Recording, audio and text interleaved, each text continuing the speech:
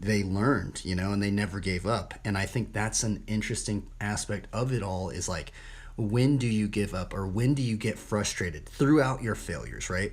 There is a lot. Even yesterday, man, I was literally getting so frustrated at the inking. I was like, bro, this isn't working, this is lame, this is all this stuff, right? And the thing is there's that level of like you want to just keep going, but then there's a level of like frustration, and then there's this level of doubt of, you're like, can I even do this? Why am I even doing this? I'm like messing everything up. So that's why we're doing this Bible study today. So we're gonna look up, I'm just gonna type in fear of failure Bible.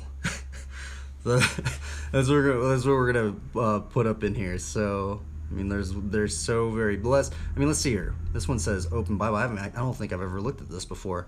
Fear of failure. These are some of the verses that come up on Open Bible. So let's read some of these. Isaiah 41:10. Fear not, for I am with you. Be not dismayed, for I am your God. I will strengthen you. I will help you. I will uphold you with my righteous right hand. 2 Corinthians 1:7. For God gave us a spirit not of fear, but of power and love and self-control. Psalms 118:6. The Lord is on my side, I will not fear. What can man do to me? 1 John 4:18. There is no fear in love, but perfect love casts out fear, for fear has to do with punishment, and whoever fears has not been perfected in love. Luke 12:22-24. And he said to his disciples, therefore I tell you, do not be anxious about your life, what you will eat, nor about your body, what you will put on. For life is more than food, and the body more than clothing. Consider the ravens, they neither sow nor reap. They neither storehouse nor barn, and yet God feeds them. Of how much more value are you than the birds? Psalms 23:1-6. A Psalm of David. The Lord is my shepherd, I shall not want. He makes me lie down in green pastures. He leads me beside still waters. He restores my soul. He leads me in paths of righteousness for his name's sake. Even though I walk through the valley of the shadow of death, I will fear no evil, for you are with me. Your rod and your staff, they comfort me. You prepare a table before me in the presence of my enemies. You anoint my head with oil. My cup overflows. I have read these verses because I do remember these, right? And now here's the other thing about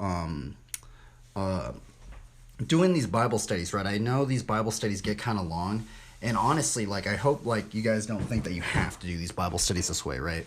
The reason why I do these Bible studies, quite frankly, is because I feel like if I do it right in the beginning, it's almost like this kind of maybe a bit of an acknowledgement of trying to seek first the kingdom of God in some way. But I mean, you could even plant seeds of faith in many different ways, right? You could read one verse. I mean, that's how I used to do it. I might even have to go back to doing that, right? Because when I used to do it, I used to just literally just read one verse and then we just get into what we were getting into, right? So that is another thing. But I do enjoy these Bible studies. There is always some sort of snippet of information that I didn't think about, or something that I haven't pondered about, or something that I've just learned, So let's see here. Let's see, what other stuff is this going to bring up? This is BiblePortal.com. Let's see here. What is this one going to bring up?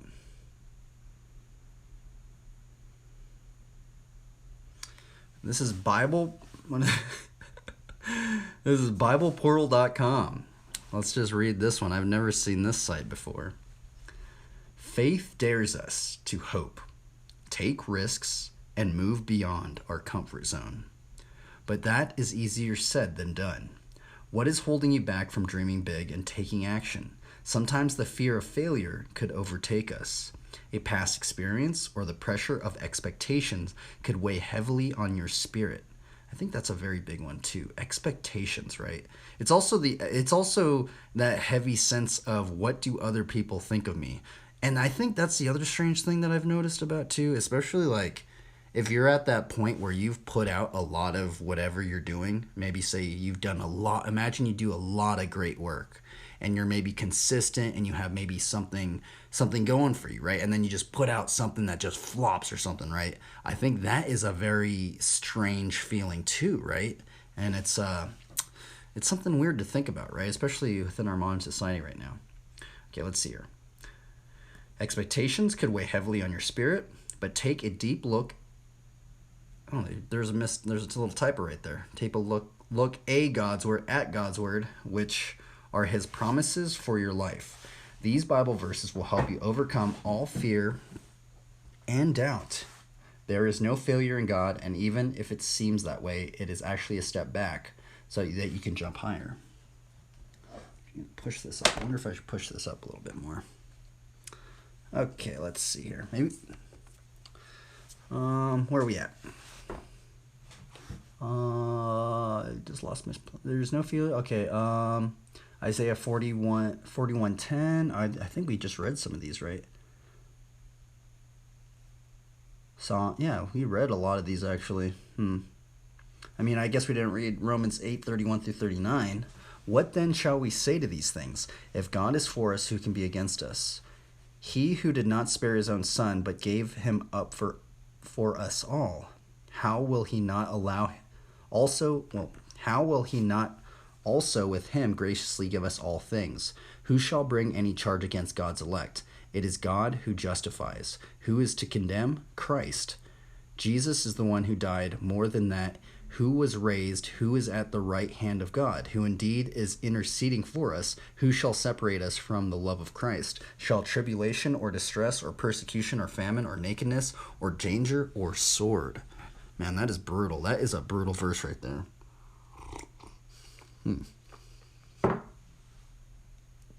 Okay, some of those other verses we've already covered previously.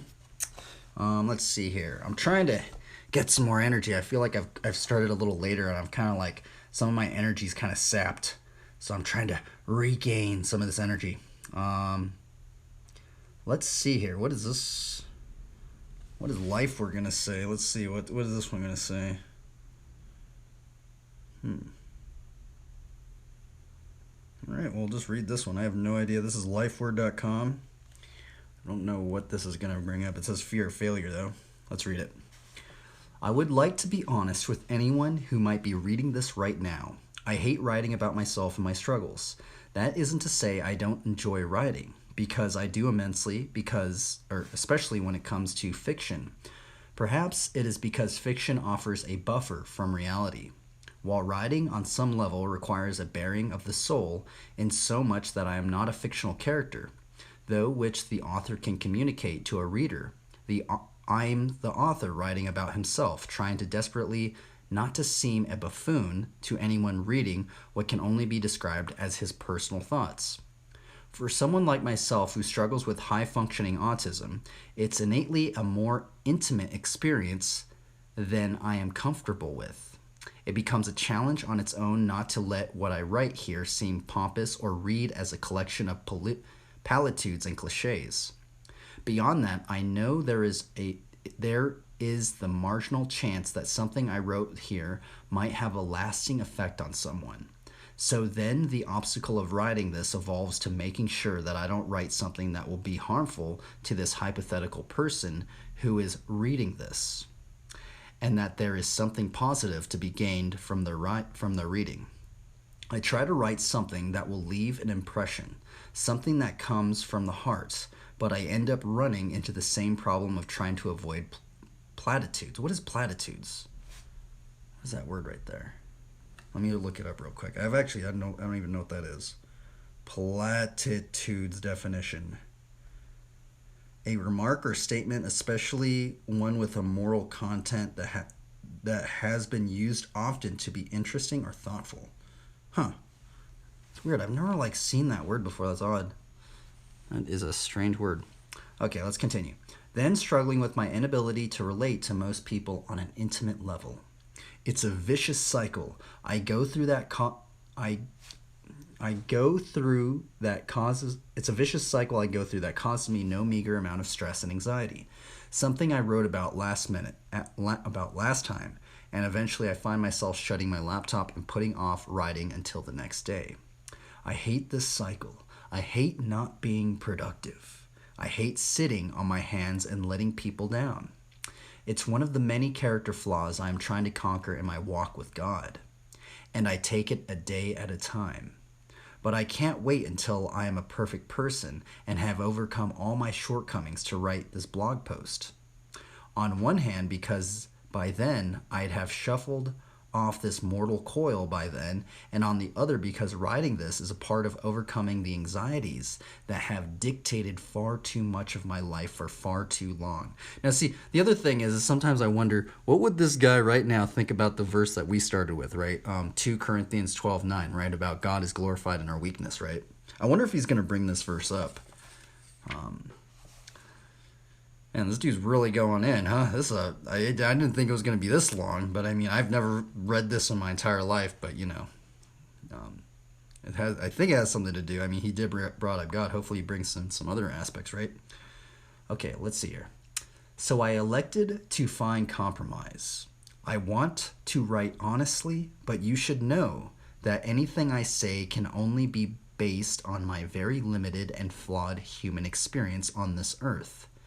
Nevertheless, I try to understand why anxiety can be such huge detriment to following through on the little things in life, especially during a time when we are so often faced with larger than life obstacles.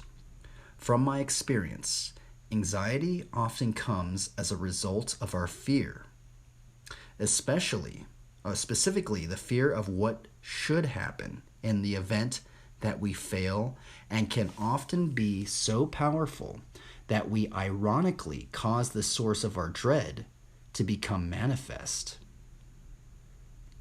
That fear of failure is likely at the root of all anxiety we experience to some degree, and it can transform the smallest problem, such as something as simple as writing a blog post, into a Goliath hurdle that seems impossible to overcome. Wow.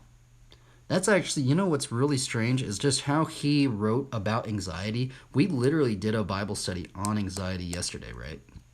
This one paragraph that he wrote right here, man, that one really hit, didn't it?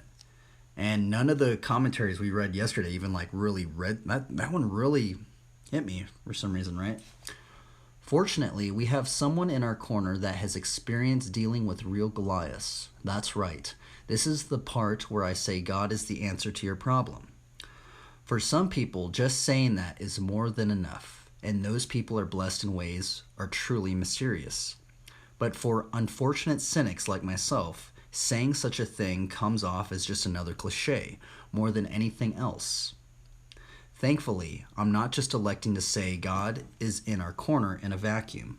You see, the human figures throughout the Bible often found themselves having to combat their own fear, and some managed to overcome their fear, albeit often through some motivation. Moses is a good example of this, as God called him to return to Egypt and lead his people out of slavery. Moses was paralyzed by his own fear of failure in the task set before him by God, and a monumental one at that. He couldn't help but see his own perceived inadequacies, which included a speech impediment, and even asked if God had chosen the wrong person.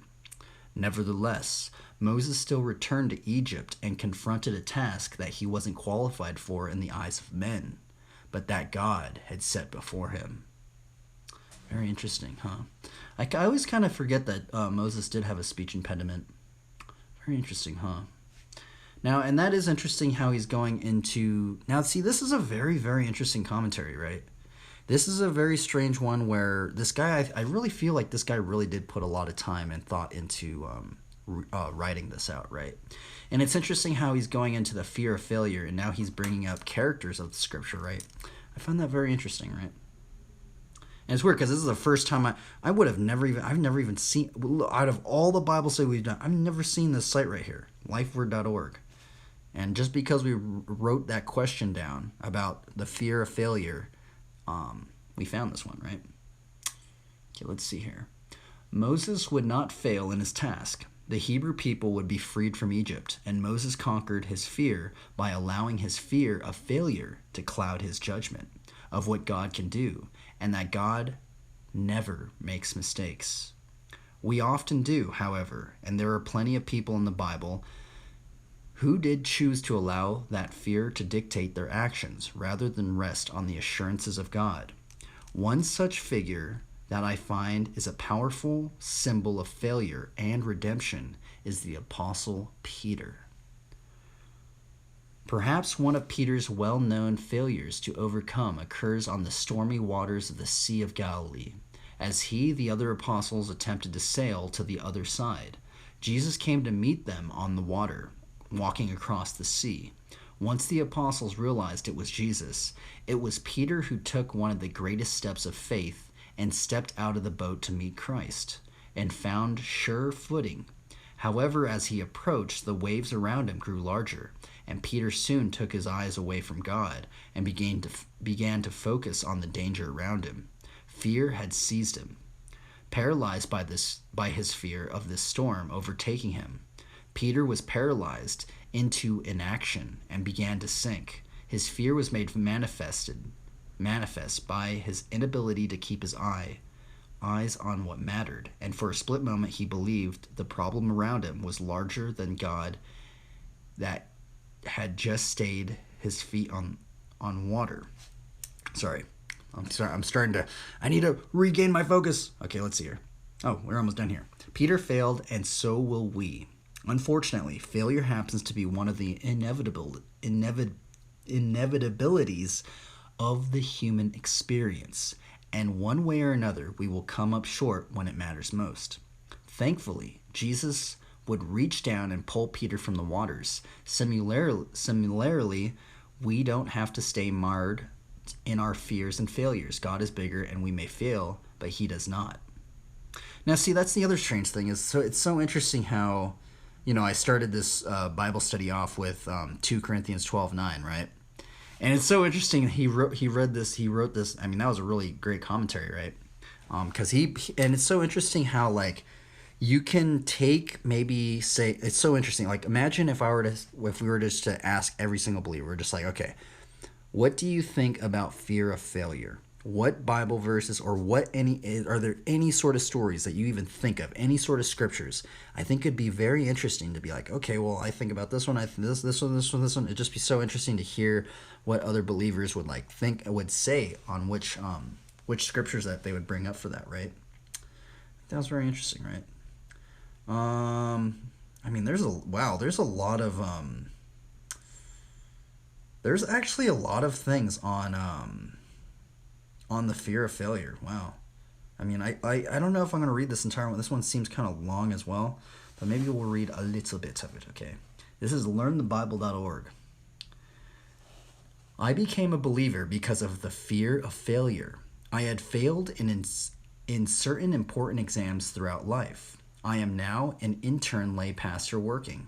I need to write exams to be promoted at the office. I realize that I won't have time to concentrate on my studies because I am now in charge of a church. I sincerely need your advice on what to do. Thank you for writing. Fear of failure can be a serious hindrance to our Christian life, but as with all problems, the Lord has given us help for us through His Word. I am a little confused about your first statement. You say that you became a believer because of the fear of failure. Now, see, that is strange. I've never heard anybody bring that up. Perhaps it was your fear of failure that made you look for help, and your search for help ended up leading you to Jesus Christ. God has used many things to bring us to Himself. However, if you think that becoming a believer in Jesus will keep you from ever failing in anything, you have come for the wrong reasons and will not get what you seek. I will assume that you have truly believed in Christ for the sake of this advice. I only ask you to examine your heart to make sure of your salvation. Knowing Christ does not mean that we will never fail, but it does mean that we do not need to live in fear. 2 Timothy 1:7 states, "For God hath not given us the spirit of fear, but of power and of love and of a sound mind." The spirit of fear, or the spirit of constant fear in a believer is not from the Lord. There is no fear in love, but perfect love casteth out fear, because fear hath torment. Fear hath torment. He that feareth is not made in perfect love. That's 1 John 4:18.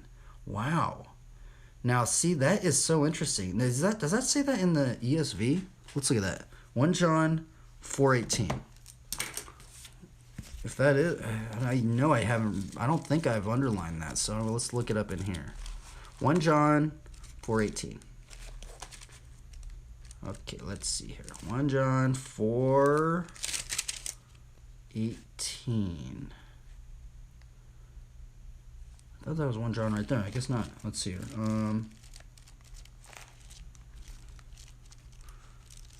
That's just John. Where's 1 John?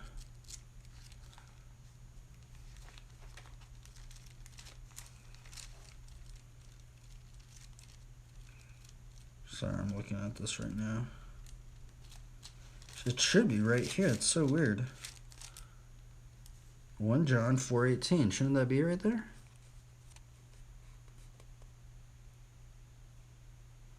Huh. Oh, wait. It's back here. Wait up.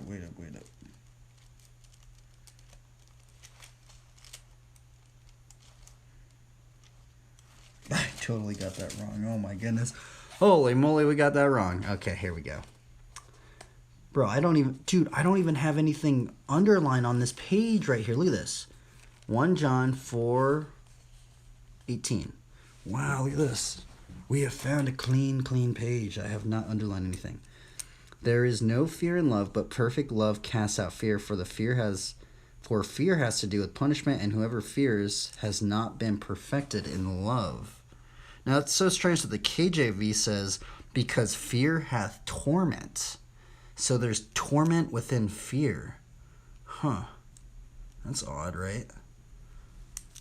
Now I'm going to underline this right here. Okay, so let's just... Interesting. Okay. Sorry, I just wanted to underline that on this one. Okay, let's see here. There is something called the fear of the Lord, but the fear of failure is not the fear of the Lord. It is human fear, like the fear of man. Proverbs 29:25 states, the fear of man bringeth a snare, but whoso putteth his trust in the Lord shall be safe.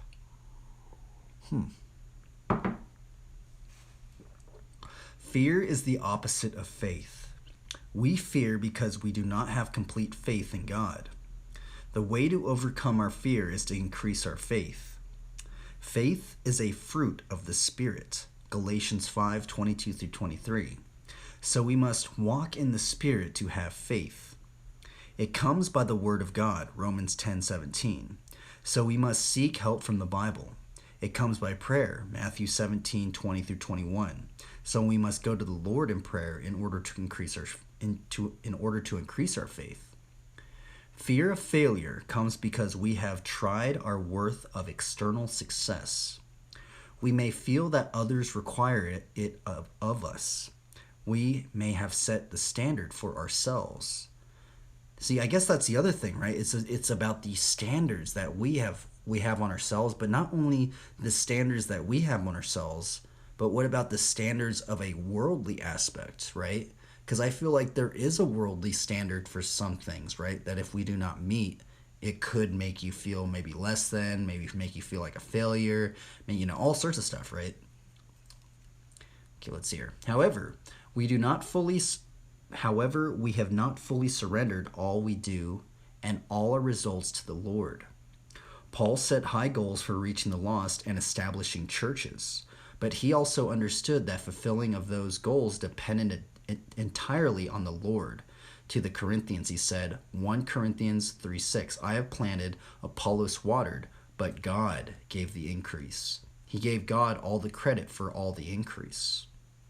Isn't there something, it's so strange that he says, reaching the lost. And it's so weird. I never thought I didn't even think a commentary would bring that up today. Now I'm actually wondering, reaching the lost Bible verses. Reaching the lost Bible verses. This is interesting. Let's see here.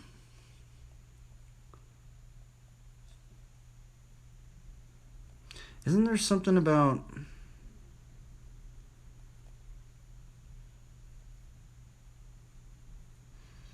I thought there was one. It's like more than 99. One more than 99 that have no need. What verse is that? Okay, that's Luke. It was kind of reminding me of this one, right? Luke 15:7. I say unto you that likewise joy shall be in heaven over one sinner that repenteth, more than over 99 just persons that need no repentance.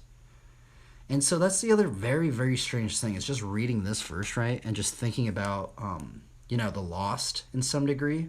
And it's kind of strange even just thinking about the lost, but also just thinking about churches in themselves, right? Because there was this one pastor that said, actually, most churches actually want to reach the 99 just persons that have no need of repentance instead of looking for the people that have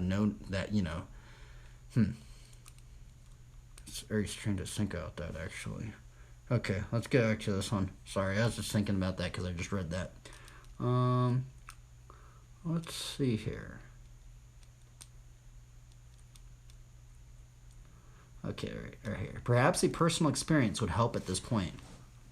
For several years, when I first became a pastor of our church, it struggled. I felt like a total failure in the work that God had called me to do. Finally, at the time of crisis in my heart, I told the Lord that I was willing to be a failure for Him, if that was what He wanted for my life. Wow, that is very gnarly, right? Imagine just saying that. Wow, I never thought anybody would write that. That's so interesting. It did not matter what I did or became. It only mattered that I was obedient to Him and was willing to be used of Him as He saw fit. That day, God gave me a special peace. In fact, He was blessed. I'm sorry. I am so out of it today. He has blessed in many ways since that time. Oh, wait, I wasn't out of it. There was a typo. He has blessed. Okay, that's why. I was like, was I like getting that wrong? No, there's a typo right there. Which I think you should put me right in there. I encourage you to turn your life over to the Lord no matter what external results. He will take care of you, even if you go through times that seem to be failure. We must come to the point where we are willing to fail for God. May the Lord bless you. Wow. That was a very interesting commentary. I ain't gonna lie. Dude, these commentaries are weird, dude. What's strange about today, man, is these commentaries are just like, they're very almost like kind of personal, huh, in some degree.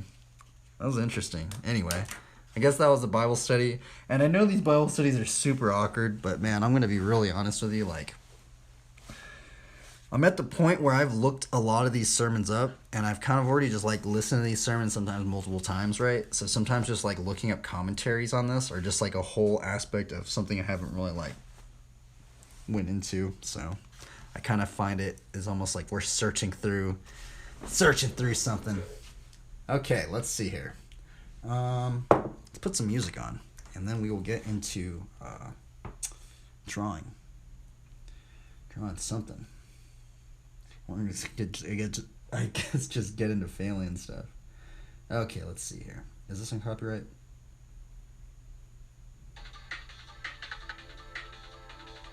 Nope. It's probably going to be on copyright, honestly. No worries. Oops. I feel like this camera is not in the right position. Huh?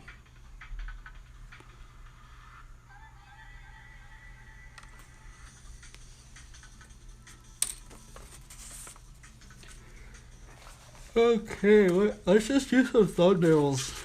Man, I'm tired today.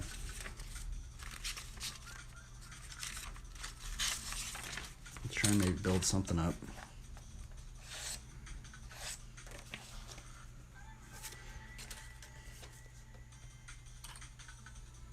Oh yeah, so the other thing about what I was doing yesterday is that the thing that's starting to occur that I'm noticing, I'm actually going to push this down a little bit.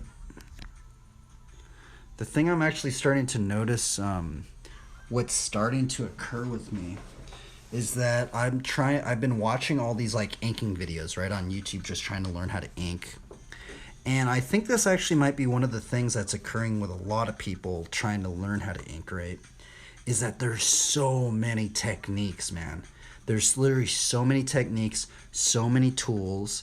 And the problem is that I was kind of feeling yesterday was I was just like, man, the way that I was doing it isn't the right way because I see all these other people doing it this way. And then, but as I started looking deeper and deeper, I started noticing that all these different artists have so many different ways to do it, right? And as of late, I've been trying to just keep things really simplified.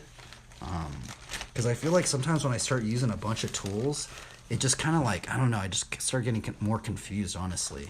But right now we're just going to use a, 0.5 pencil, some colored pencils, some cheap colored pencils.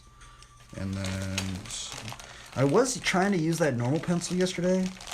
And then I think what I'm going to do is I was getting into just using like these like ballpoint pens. And then just, this is probably just the only one that's like somewhat of a kind of like a more of a specific type of brush, right? This is the brush pen.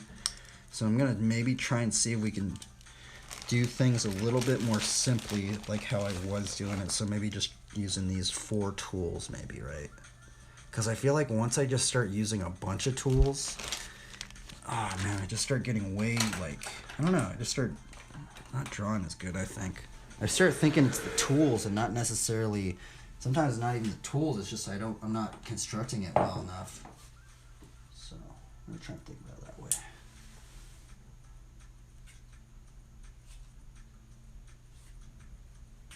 Let's sharpen this up.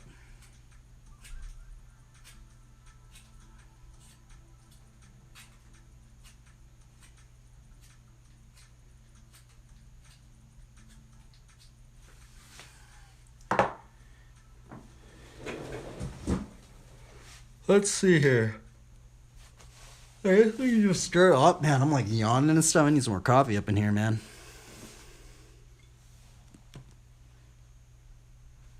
We need to like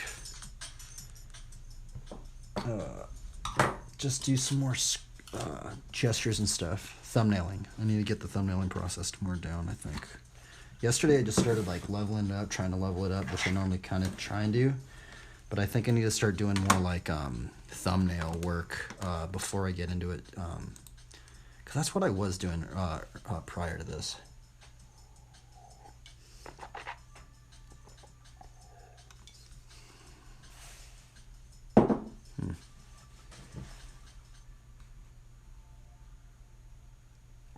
I think what I might do, I kind of want to draw like maybe like a horse or something, a mounted horse character.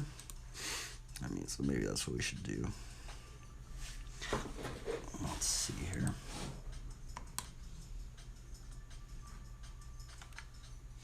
What about like a mounted horse and then like a bike or something, right? I think that would be interesting, like having... I wonder what that would look like. I mean, that would take a long time today. Maybe that would be kind of interesting, because that was kind of like what this one was, right? Right here, like how we had the bike and the horse, right? Maybe we could do something like that, right? So let's just I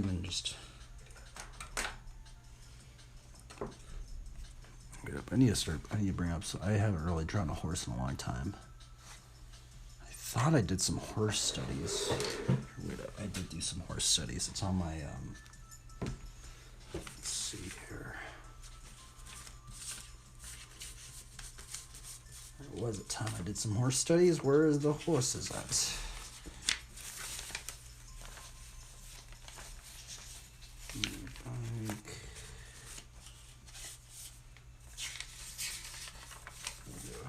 Oh yeah, it's on this one. Okay. We did do some horse studies for the Black Horseman one. We could use some of these studies again.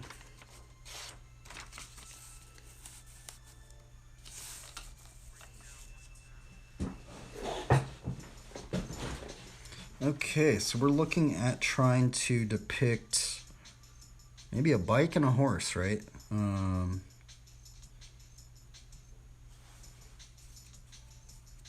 We did do a character facing this way.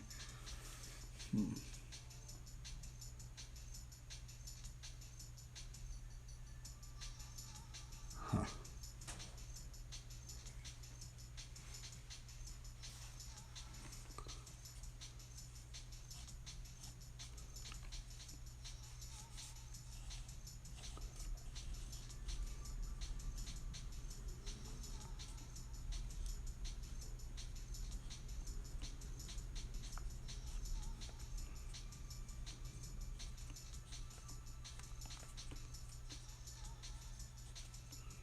Maybe a donkey.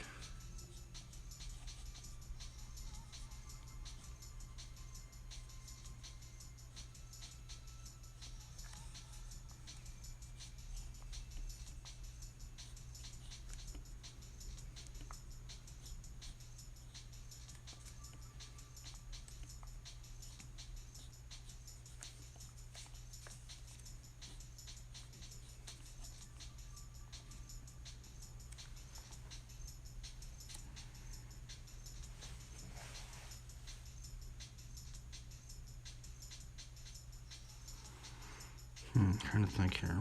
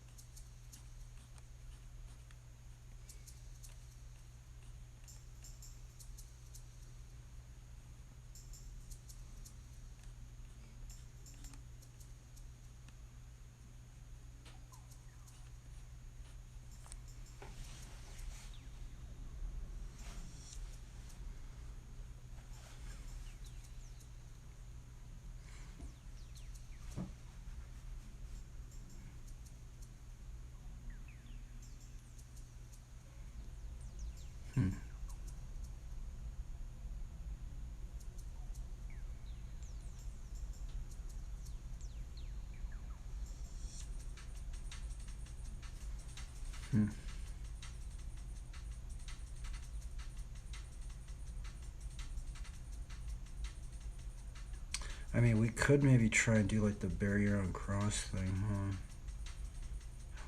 How would we do that? I don't know if I should do the bike thing. Maybe I should just start drawing like a lot smaller. That's how I used to do it too.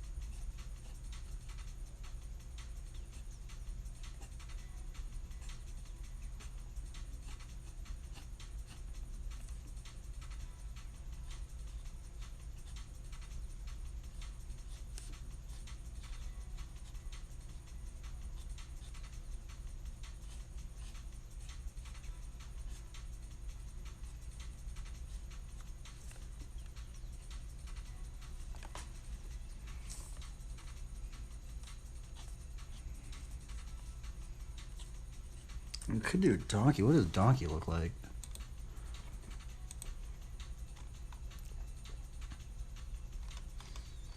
Donkeys are like littler. I've honestly never drawn a donkey before. So maybe think about doing something like that.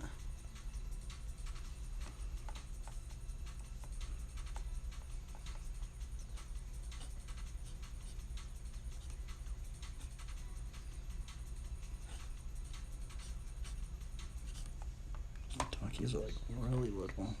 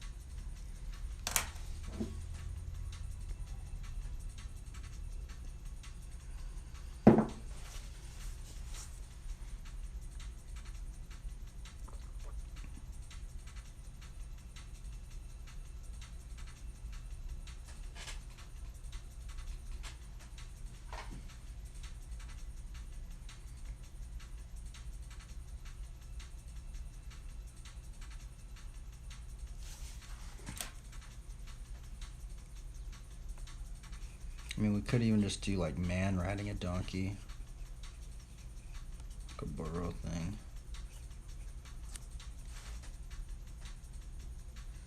That would be kind of cool, but I don't know what I would like write on that, right? Like maybe just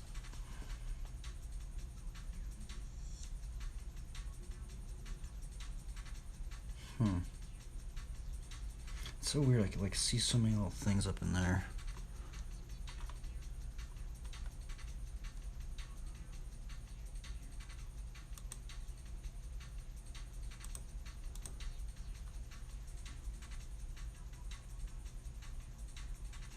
I mean, kind of be interesting to like do this one, but then like do one like with a bike, right? That'd be kind of interesting.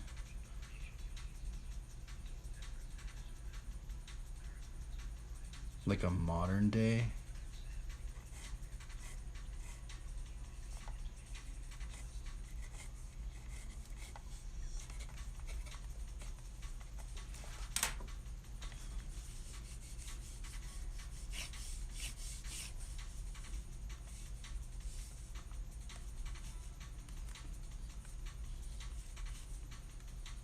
So I'm actually not too sure how big a donkey really is.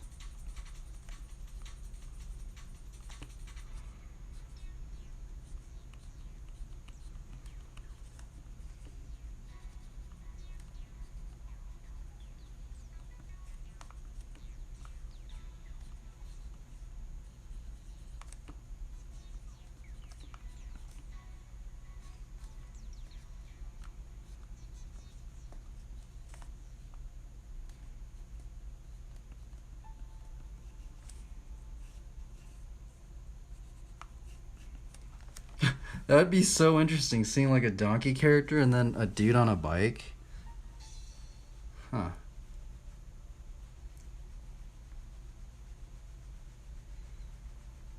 That would be weird. I'm actually kind of digging that.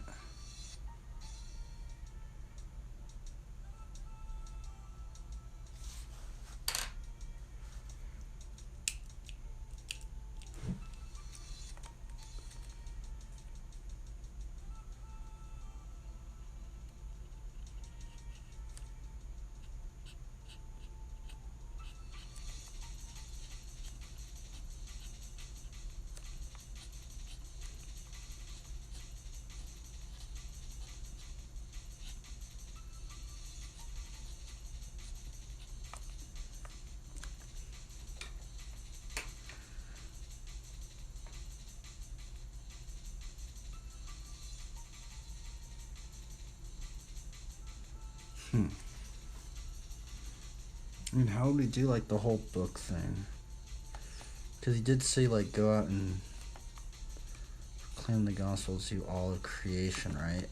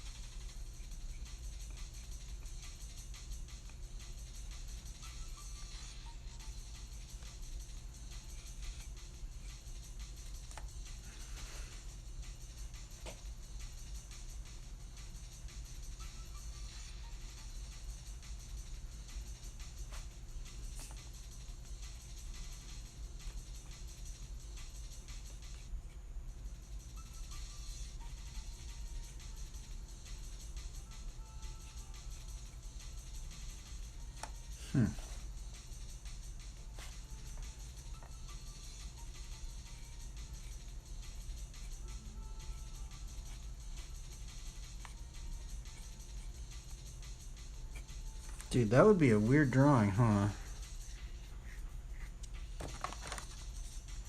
I honestly just kind of want to build that up right now. It's weird, like how I'll do like, and that's the thing is I need to start doing more of these little like little smaller drawings, right? I'm actually really digging that right there. Yeah, we actually might just go into it and build it up right there. Huh.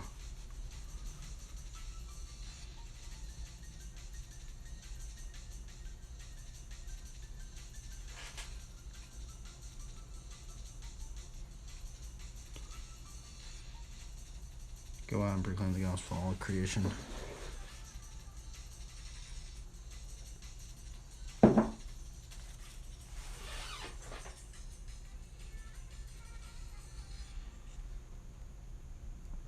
Yeah, we actually might build this up. I'm actually kind of digging that.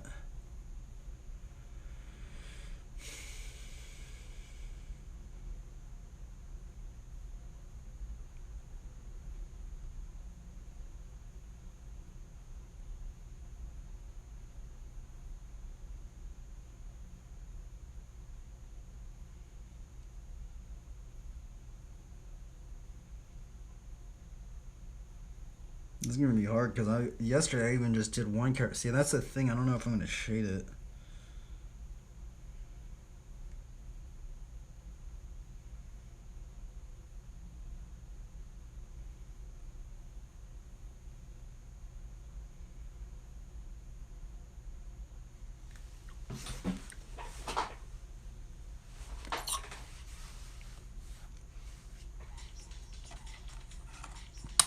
Okay, well, I think we have this. I mean, maybe I should do like a couple more studies over here.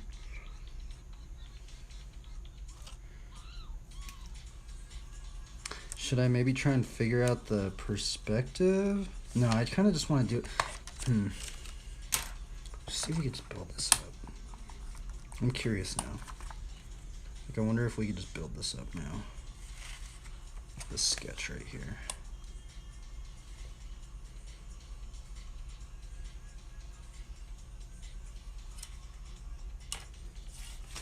Which I guess I could. Actually, I guess we could do a couple more studies up in here. Just to kind of maybe. Because, I mean, one thing I do want to see is maybe how big a donkey is compared to a person.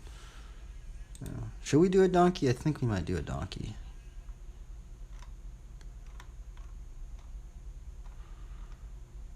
I don't know. Did missionaries ride donkeys? Let's see here.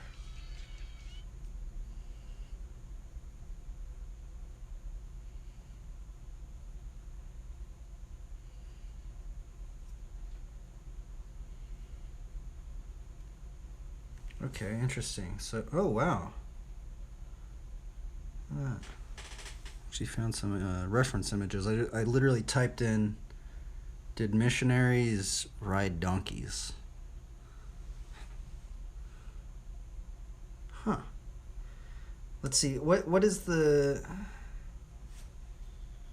size of a man compared to a donkey?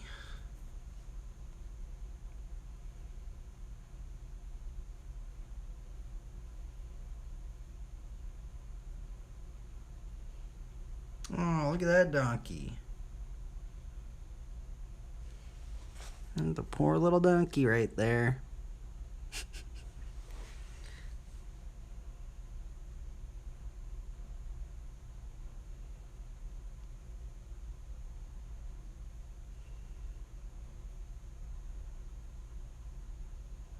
Wait, we're gonna look up size of a man. Donkey compared to man.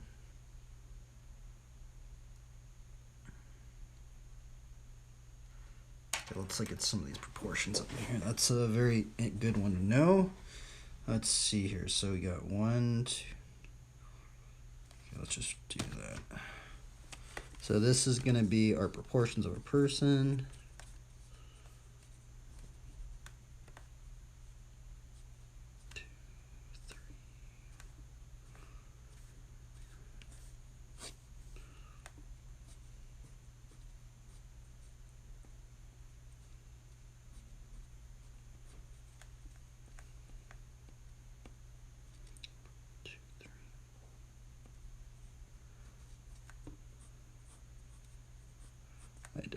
I don't think that's right. So.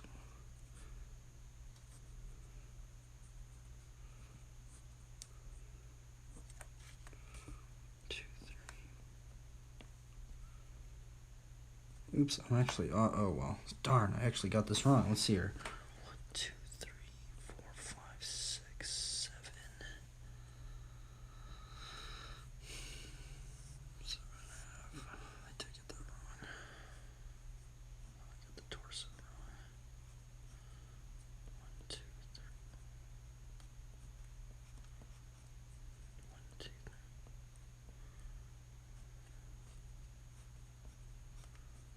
Oh my goodness, I totally got that wrong.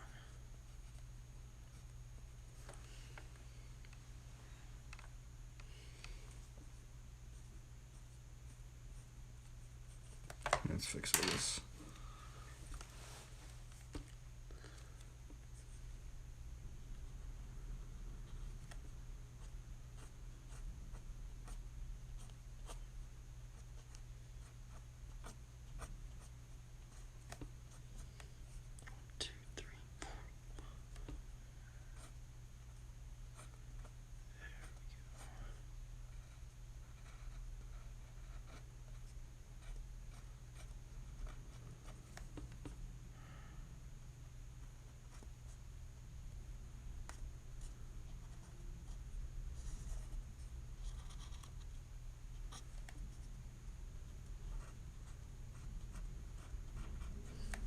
Put a little cross right there. Okay, so the size of a donkey to a man, it says it's about, let's see here.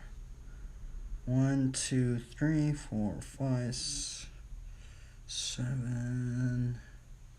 Looks like it's about right there. That's like where the head of a donkey would be.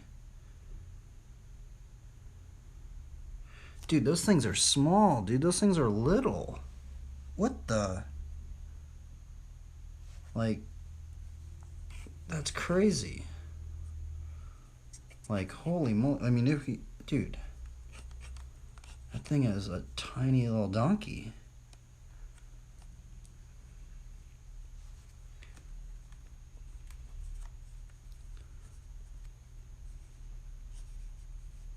Line of action. 3 movable masses.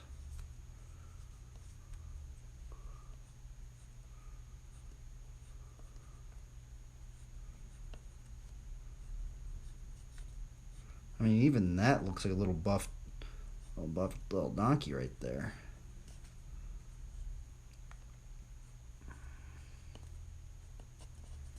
Man, dude, that's gonna be gnarly to, But it says that the people used to ride them, so I mean.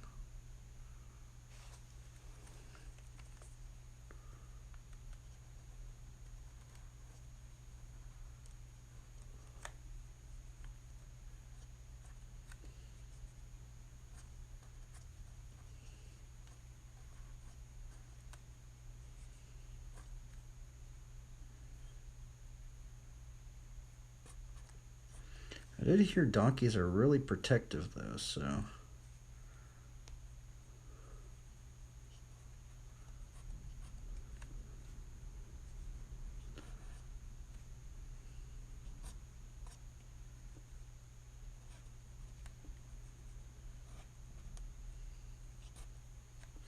Man, oh my goodness. I like drawing like this so much better. Man, I was trying to use that pencil yesterday, and I don't know, just because I saw the other artists and they're doing it that way, but I don't know, man. I've been doing it this way for so long now. I just like, and it is weird because I haven't really like, I don't know, with these tools or whatever. You kind of feel like, was I doing it the wrong way this entire time? Like, you know? So I guess this is how big a donkey is compared to a man, but that looks really, really small, huh? Did I get that right? How in the world does a person even ride that thing? Oh, there's different types of donkeys. Weird. Okay.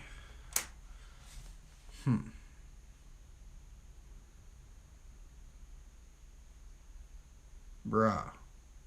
Yeah, they ride them for sure. I mean, Jesus rode a donkey too, so. Oh, okay. I guess it's like I guess if you had like your legs kind of up, gonna have to like have your legs up a bit. That's still more of like a horse right there, actually. Dude, donkeys are crazy looking. Dude, donkeys are weird. What in the little donkey? Oh, I need to use the restaurant back. Donkey and BMX bike.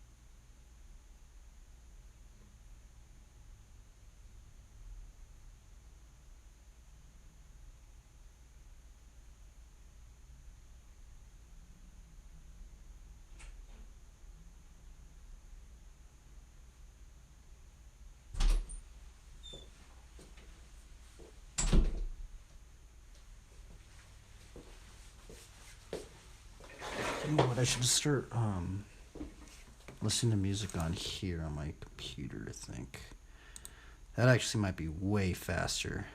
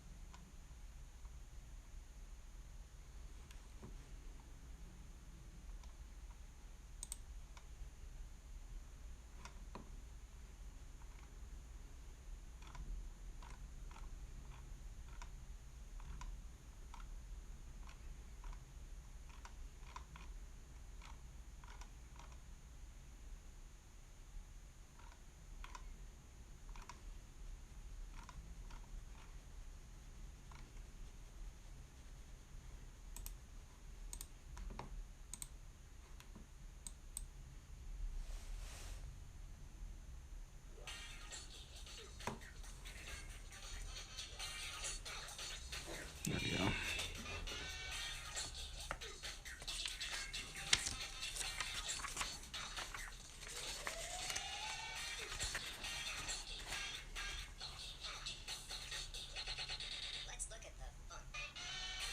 Let's look at the funk.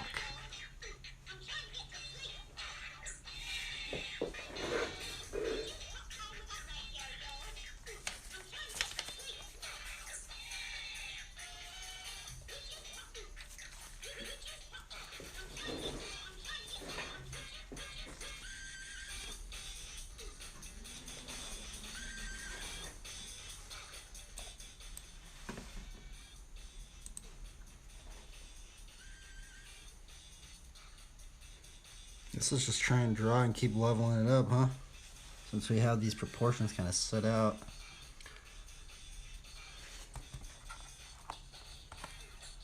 Let's see what we can get in here.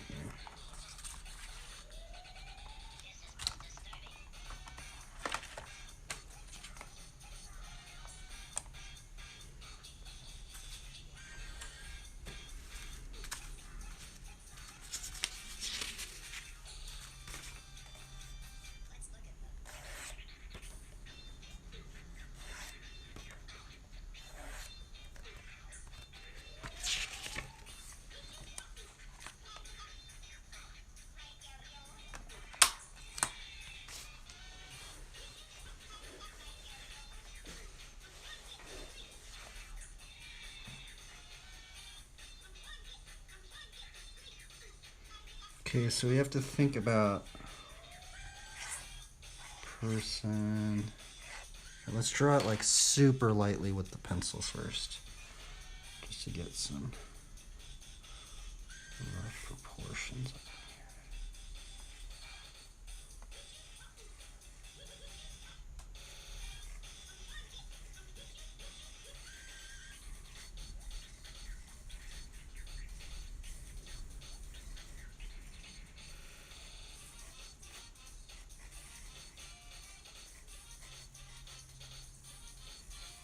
You have to do it smaller.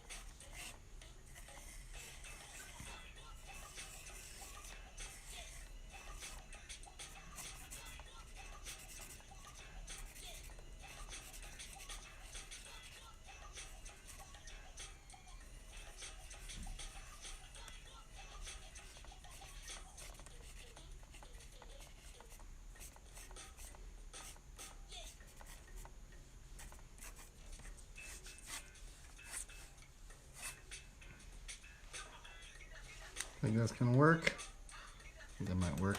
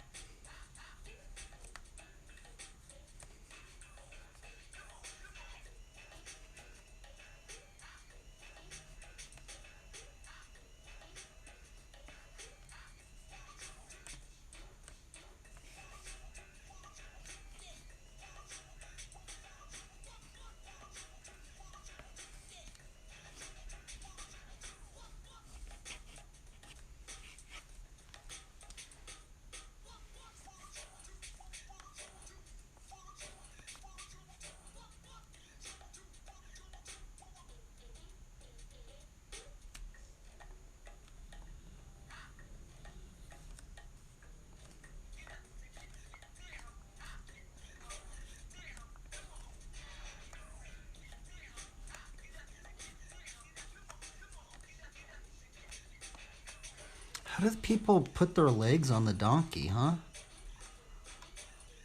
I'm gonna look up how person riding donkey. How do they have their legs set up on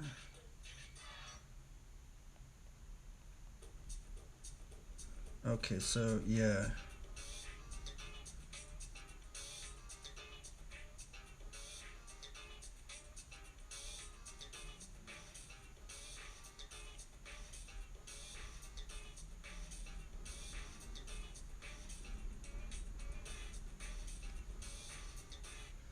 Okay, their legs are almost all the way down.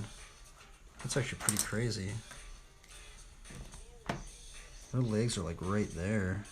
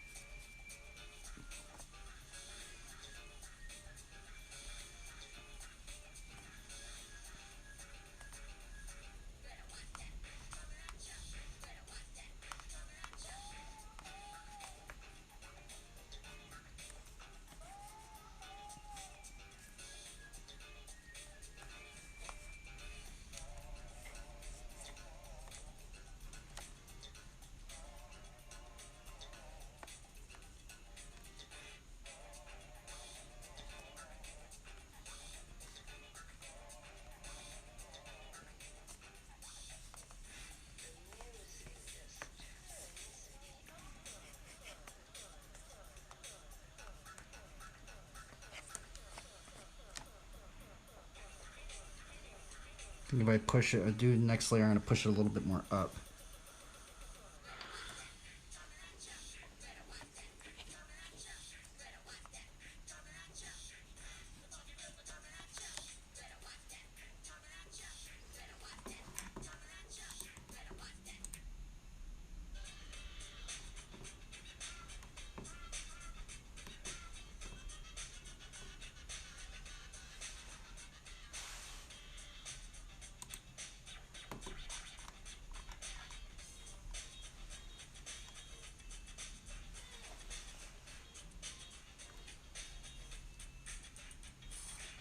I feel like I should have just made it a little bit smaller, but that's okay.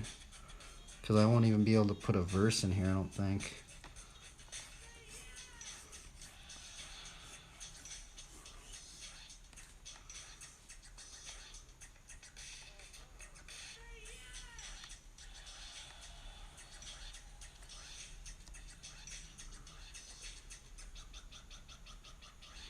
Oh, interesting. So, oh, that's actually interesting.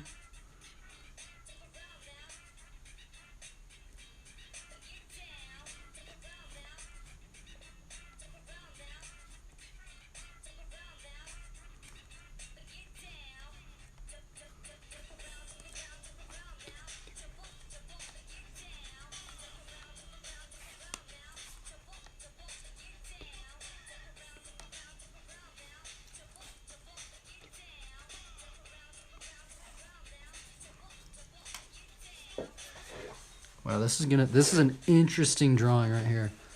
Because now we're gonna go into like, let me look up ride BMX bike check.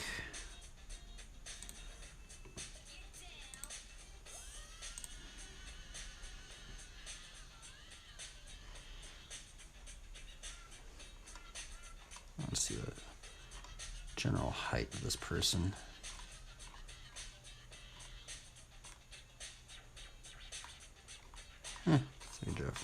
We'll look at this dude, Jason Watts.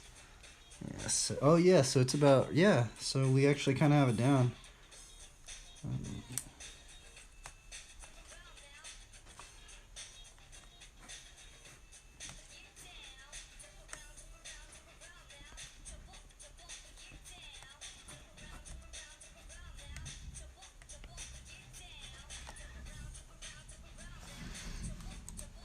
Can't listen to this anymore. This weird soundtrack.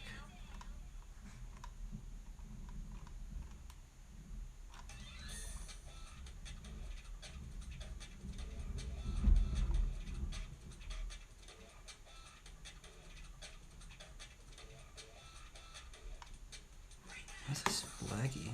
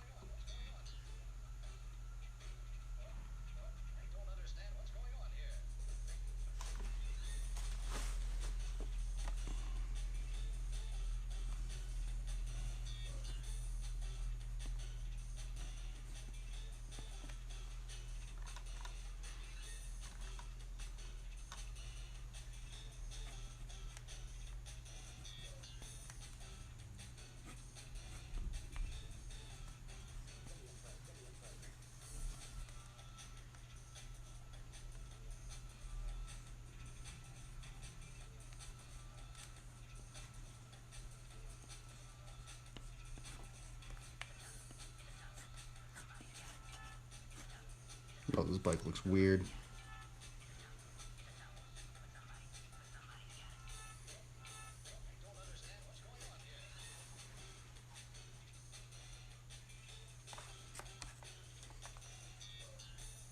I kind of don't like how these arms are both the same, huh?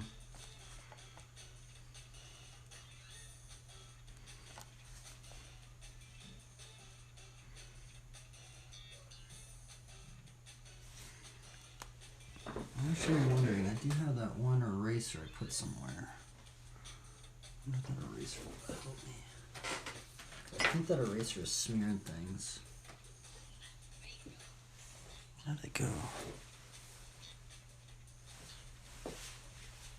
Oh, I guess I have all these erasers. So that's what I can use this for. Erasers.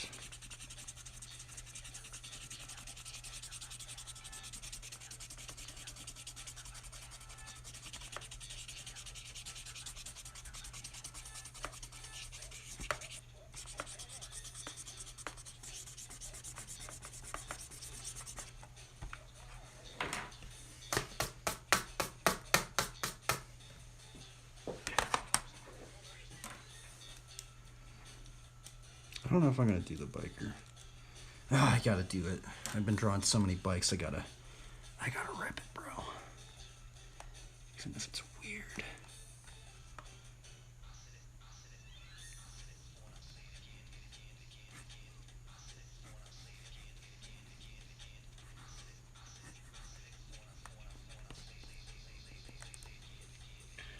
Just don't know if I should like.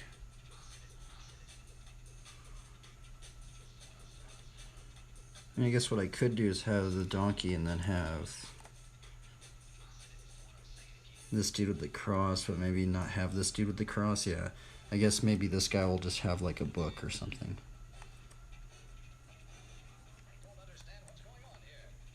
Oh, that'd be okay. So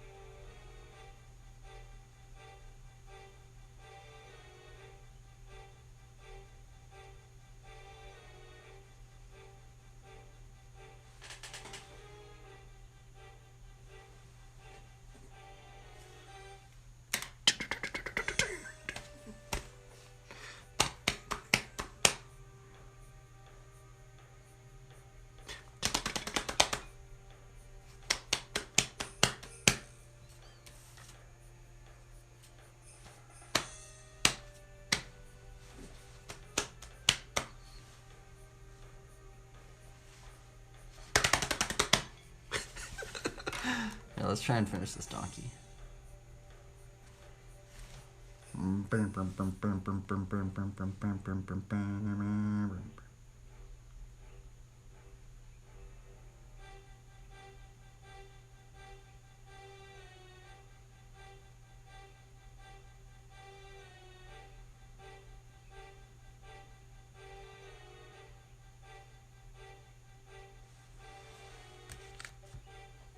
Gosh, I kind of had it more of like this angle, right?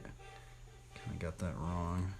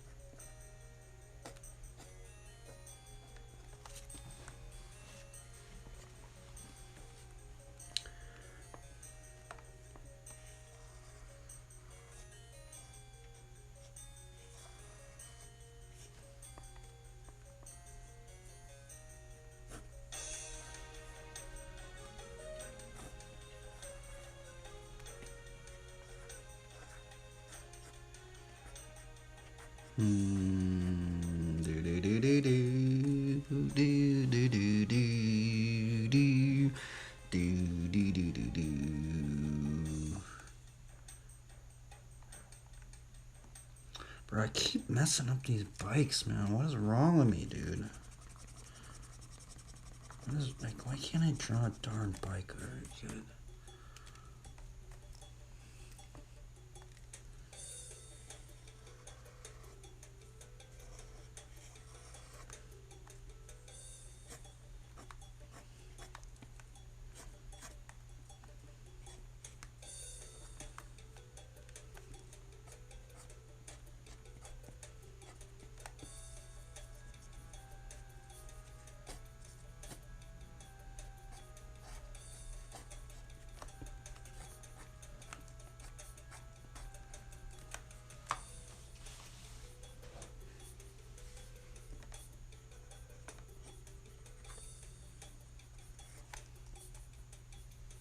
There we go.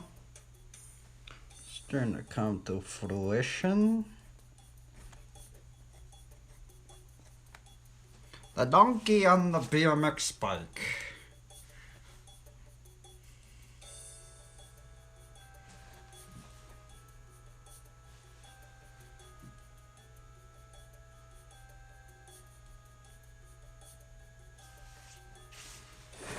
Colt.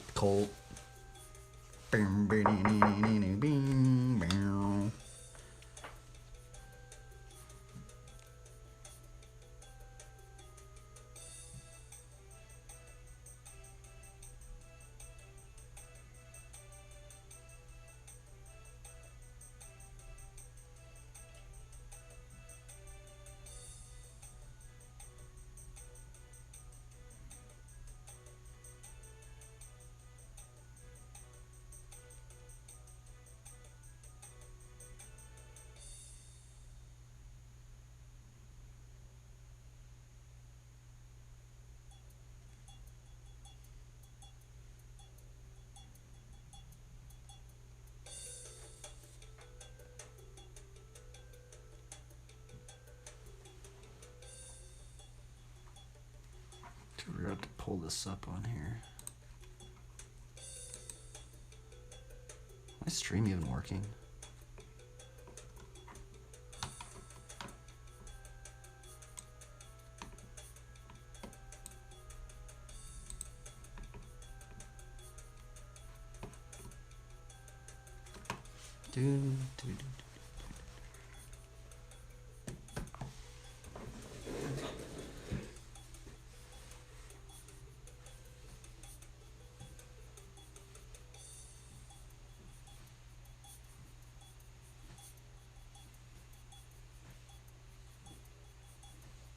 feel like I'm ready to just go into the next layer.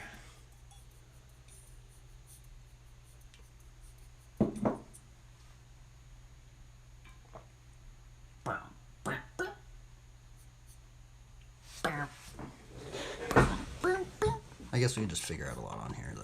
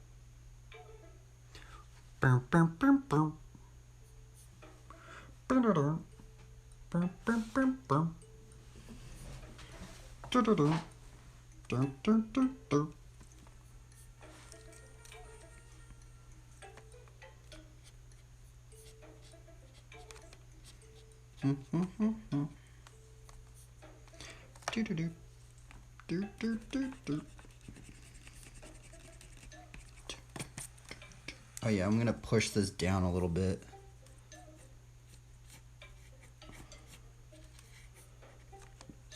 little bit more in the frame.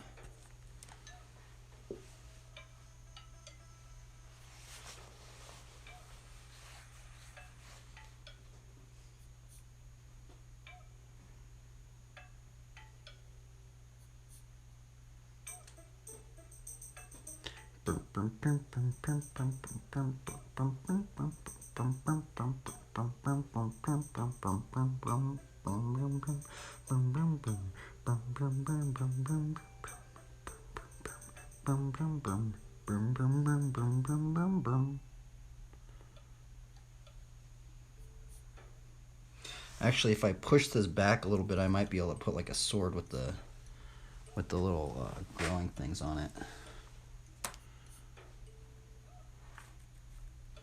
Though I feel like I don't know what I'm doing with these legs.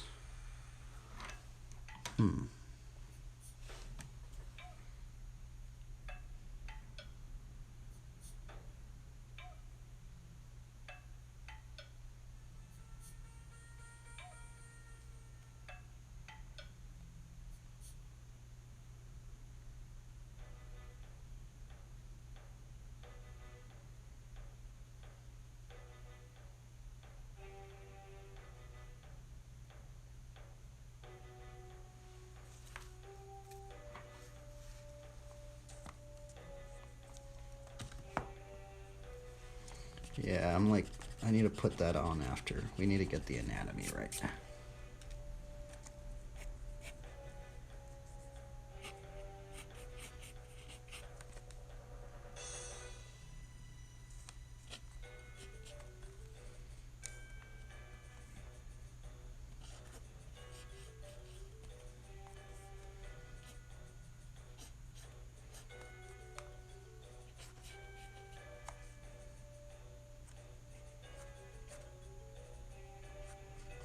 God, man, donkey legs are weird.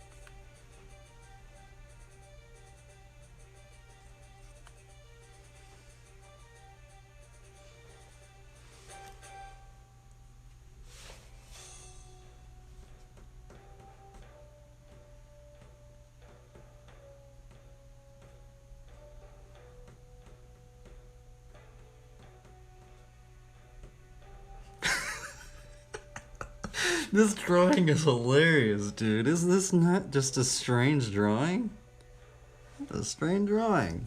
There's a man riding a little donkey. Little donkey.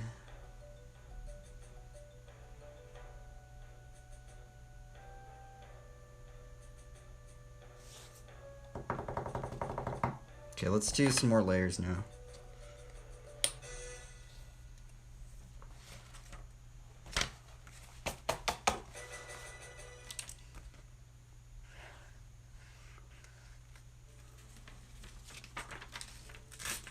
Little donkey. The donkey emerges.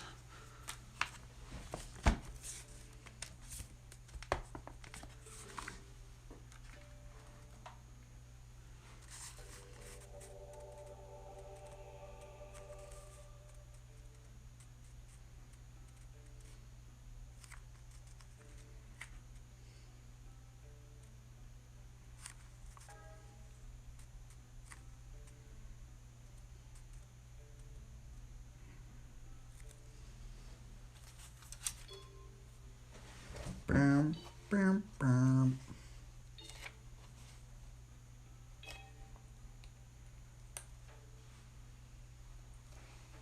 Is this one gonna work better? That clip might work a little bit better. But no.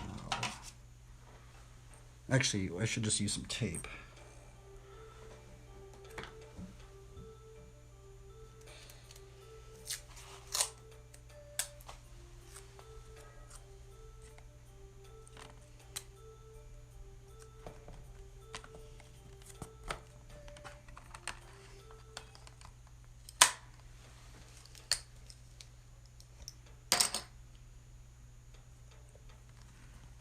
Booga baga baga biga baga boo. Baga baga boo boo boo boo.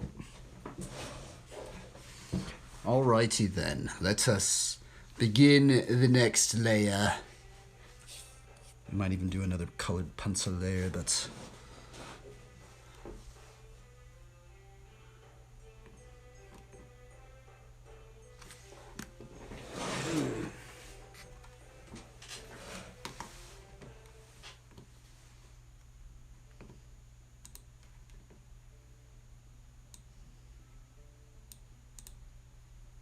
do do do do do do do do do do do do do do do do.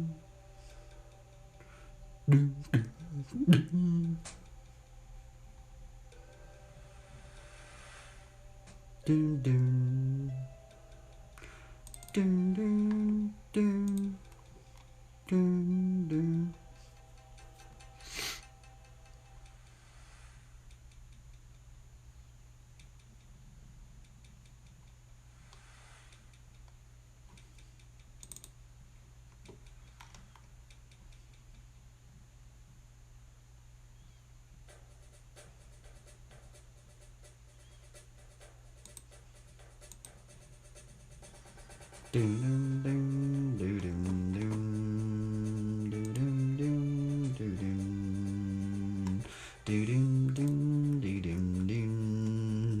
do do do do do.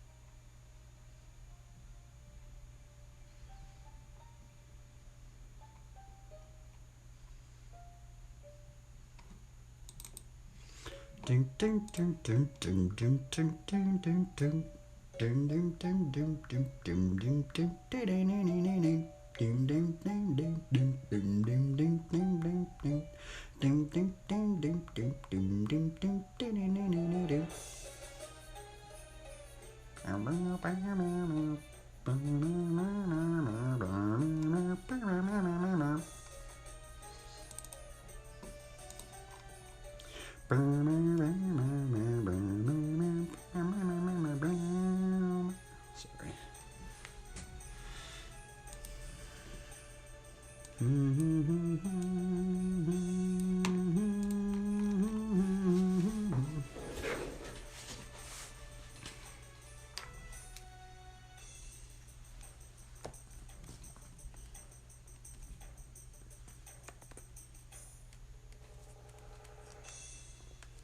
Look at me turn this light off.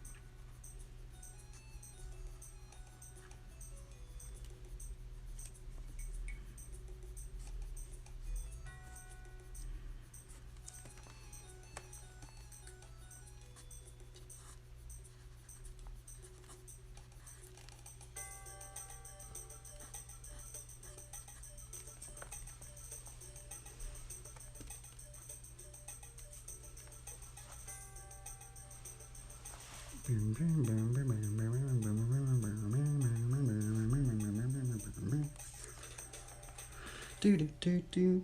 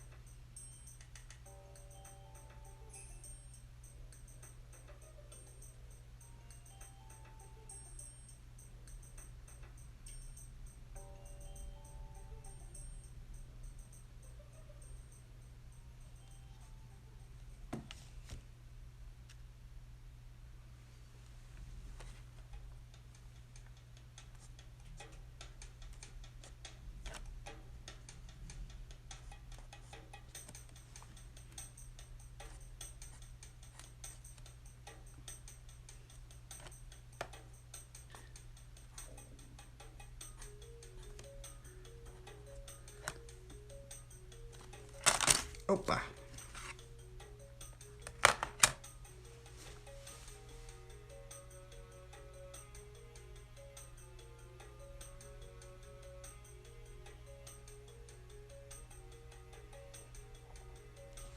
Fudge's donkey looks weird, huh? I think I might have made the host too big. I guess not, maybe not. Yeah, I think I did.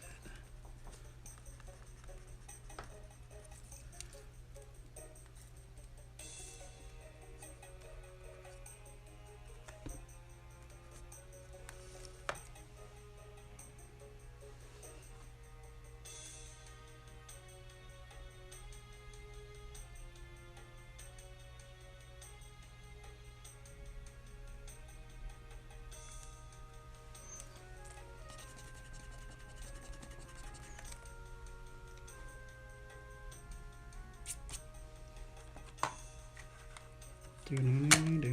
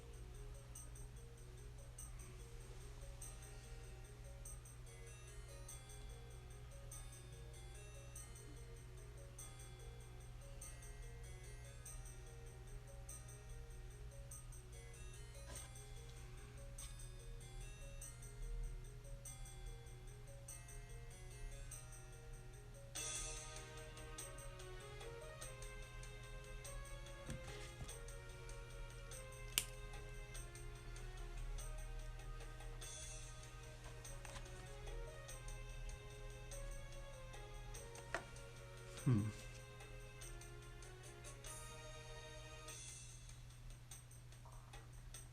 feel like the donkey head must be a lot bigger, huh?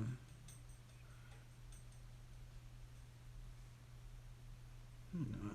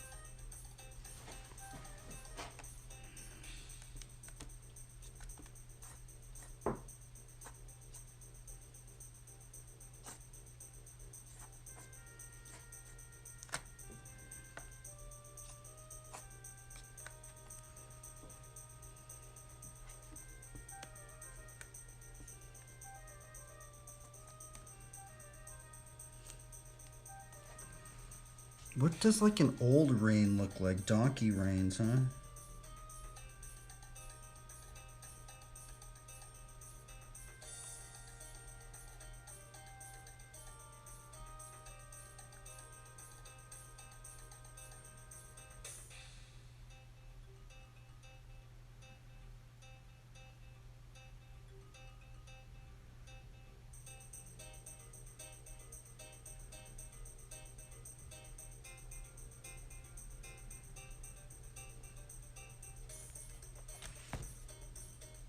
It kind of seems like they just had like simple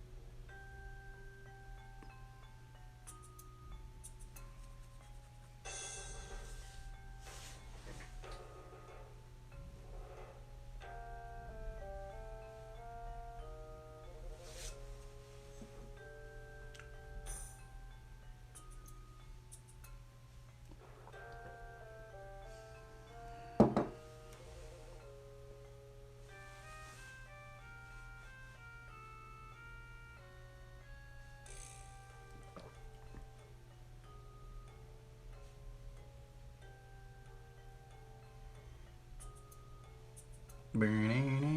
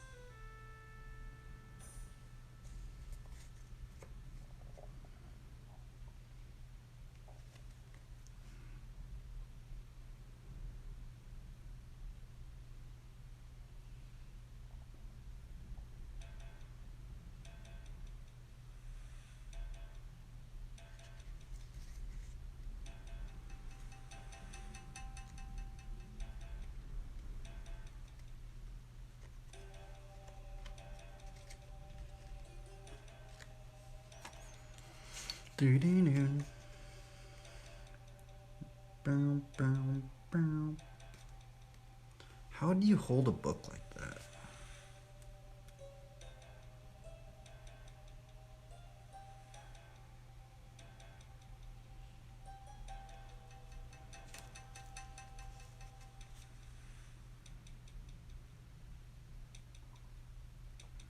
Wow, that's actually strange. That's a very strange position.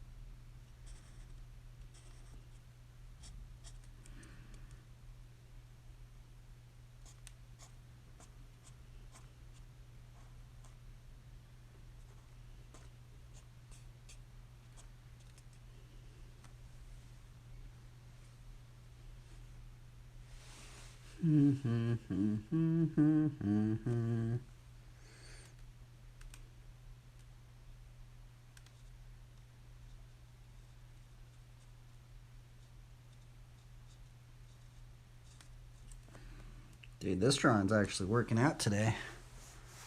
Surprised. Yesterday, man, I think yesterday I was just trying to do. Yesterday I was trying to work like all the other people, And it's like I don't work like that. It's like, I don't know. I saw him inking like that, and I was like, oh, I should do it like that, huh? And it didn't work for me, so. That's the thing, is I guess you just have to find the way that works for you.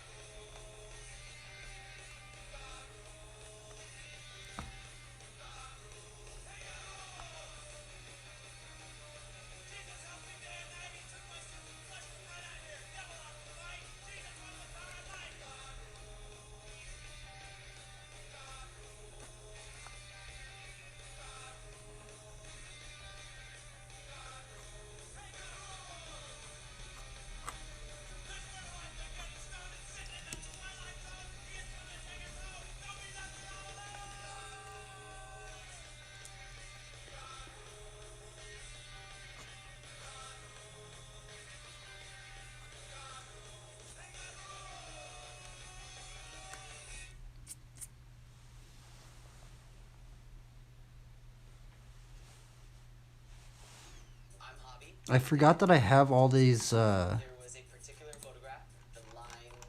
this is copyright free.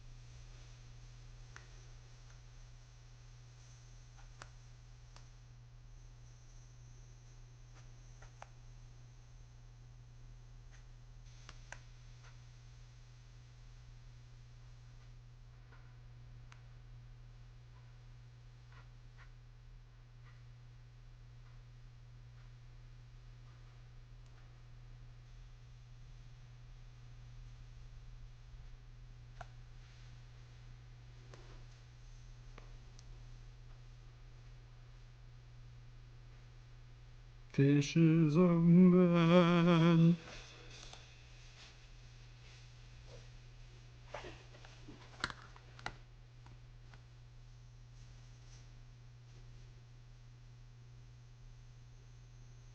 Dude, this drum actually kind of worked out.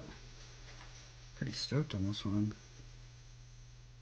It's weird, this one actually worked out.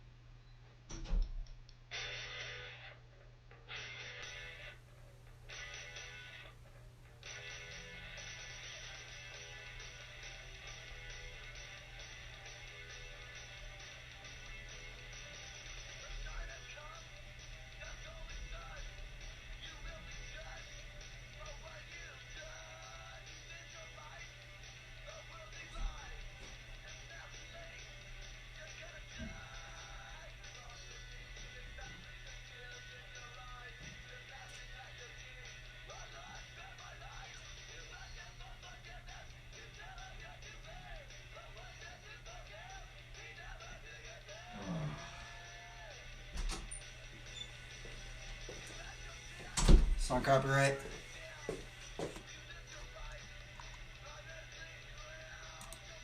It's not copyright.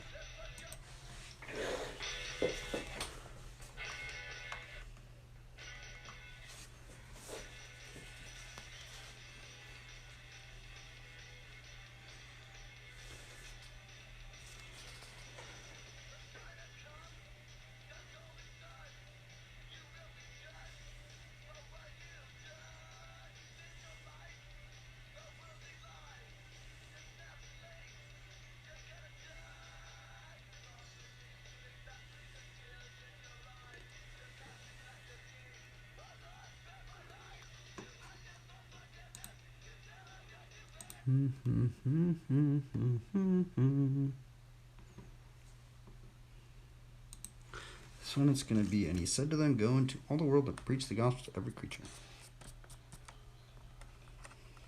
I might be able to write it right here. This one's not that long. And he said unto them, go ye into all the world and preach the gospel to every creature. I think I might be able to put that one right there. I'll just write it in here.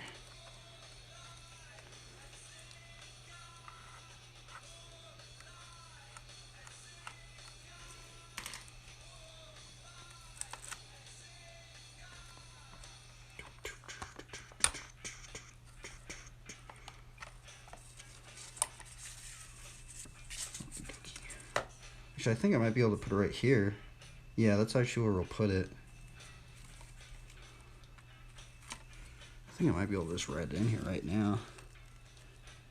And he said unto them, go ye into all the world. Actually, let me put it in a square.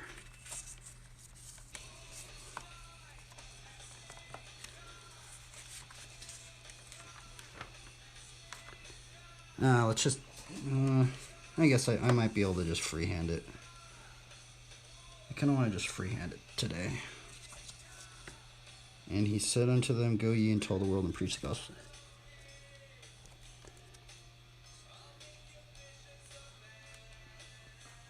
And he said unto them,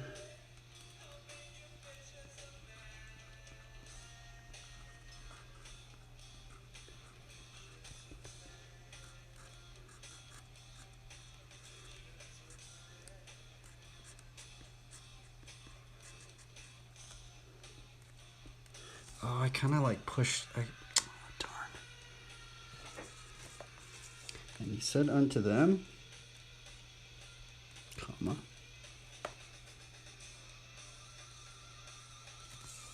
welcome, travelers.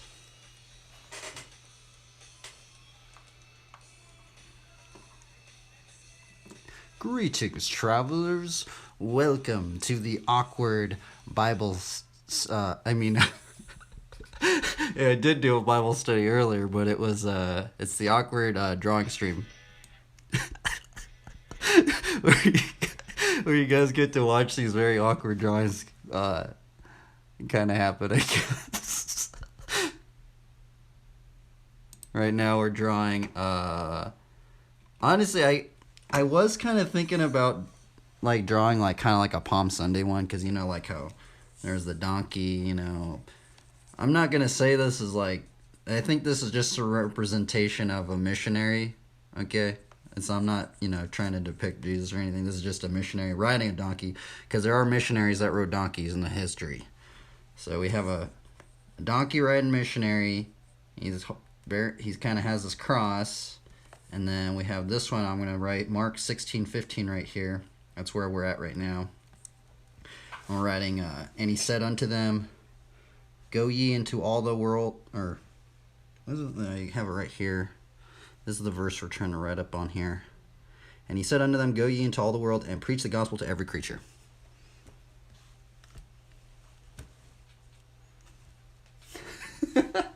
And he said unto them, "Sally forth on your noble steeds and bicycles, we ride at dawn." I guess this is not really a steed, this is a donkey, this is the first time I've actually drawn a donkey before. Here, I guess I'll show you guys how this one was created. This one actually flowed today. Normally I'm just battling them out, I'm not gonna lie. So today we did these little studies. This actually is how this drawing started. It's from this little drawing right here. I'll start all my drawings with these little drawings, and then what I did is I was gonna actually do a horse. This guy actually was gonna ride the horse, but then I don't know. I guess I saw a bunch of people doing the whole thing with the donkeys, and I'm like, you know what? I've never drawn a donkey before, and so this study right here is a quick little proportional study of how big a donkey is compared to a person. So from this proportional study, then we kind of went into this one, where this is our we did a blue colored pencil layer, and then we did a 0.5 pencil layer on top of that one, and then now I just basically finished the light box layer on top of that one, and just kind of just drew on top of that one.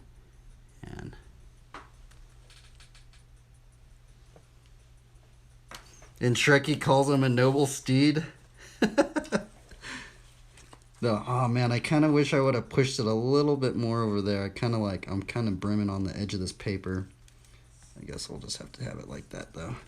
And he said unto them, let's see here, comma, go ye. Normally I kind of write it beforehand so I know it'll fit in there, but I haven't. Just kind of freehanding this one, because I kind of don't want to write it 2 times. Go ye into. Thank you for the raid, by the way, Zelda.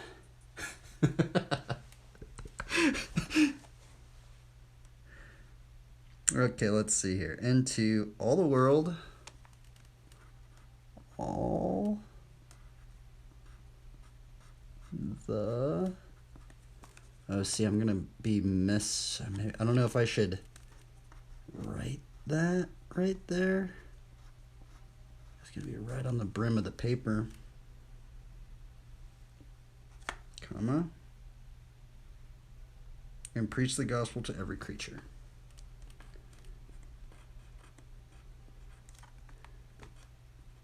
Preach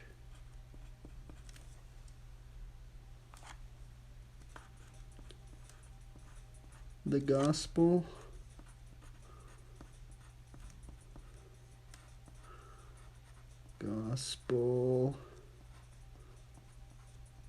Now, the interesting thing about this one, now I do know there is some interesting lore about this verse, is that I've actually heard a lot of believers, and I guess maybe those that are kind of newer in the faith or something, and they kind of go, oh, well, isn't that just what pastors do, right? Like I don't have to do that, right? Like like sometimes people think that that this was just a command to maybe just pastors or just certain people or just certain believers, right? But Mark 16:15 about this verse actually kind of goes into every believer, right? We're all called to proclaim the gospel, right? Which is actually very interesting. And this goes deeper into like the Great Commission and stuff like that. Do you guys know anything about the Great Commission? The Great Commission. What I find funny, kind of interesting about the King James Version about this one is it says, preach the gospel to every creature. It's weird how they write like every creature, right? It's like, are we supposed to preach the gospel to animals? I don't know. Take that with a grain of salt, but I don't know. It says every creature, so. Creature.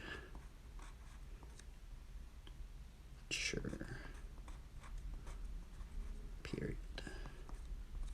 That's Mark 16:15. Mark 16:15. There we go.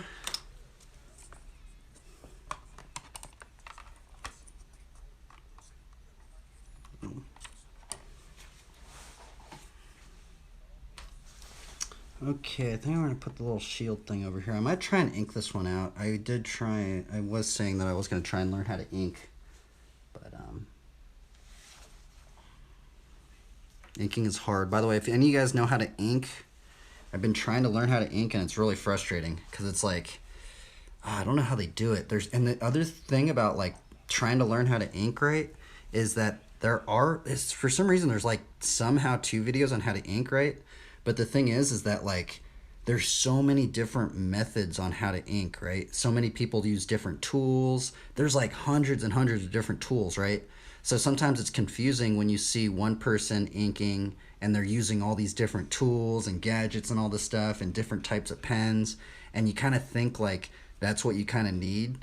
Like yesterday I tried to do this ink and I was trying to do it in the style that like I thought was going to be easier, and for some reason it was way harder for me and I got frustrated.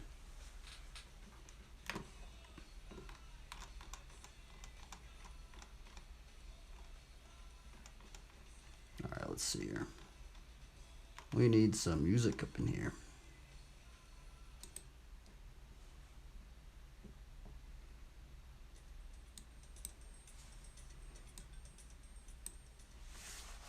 Okay, let's see here. What was I doing? Oh yeah. Right, need to try and figure out that hand right there. That hand needs to be a little bit more figured out.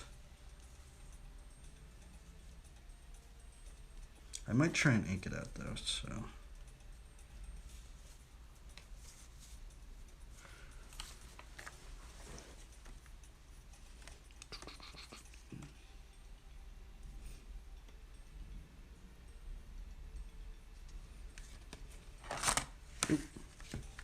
This thing's on an easel on it. This thing always falls down.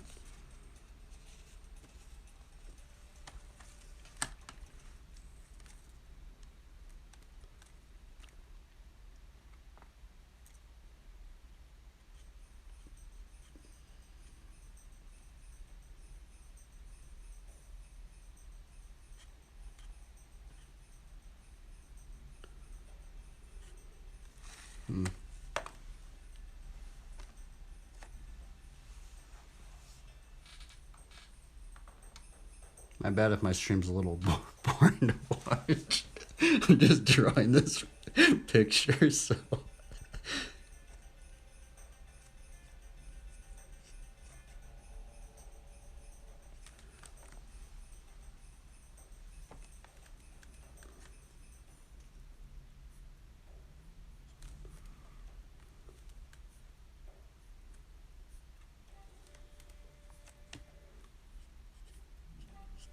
It's weird because I've seen like a bunch of illustrations, and it's weird because I'll like be carrying like this little cross thing that they made. It's like a staff cross thing. I'm gonna be honest. I've never really even. I don't think I've ever seen anybody have one in real life. I've I've never made one of these things. And I guess sometimes in what's kind of weird about this drawing right here, just drawing this like kind of like I was kind of thinking about like an older like back in history and then kind of like the modern time or something. Sometimes it makes me wonder like about the gospel before it was actually compiled into the Bible, right? Like, do you think it was more like word of mouth and like scrolls and just parts? Like, like I'm wondering like if like people back in the day, they maybe just had like a part of like Matthew or something and they're just like, "Oh yeah, I remember this part of Matthew and I just have this scroll of Matthew," right? Or did you think there was like a big compilation of like, they had like most of them had like the Old Testament with them or something like that, which I'm actually not too sure, but it's when I was drawing this, I was thinking about that. And it is interesting to think how, like, just even the scriptures were compiled together and ultimately how it helped spread the gospel, right?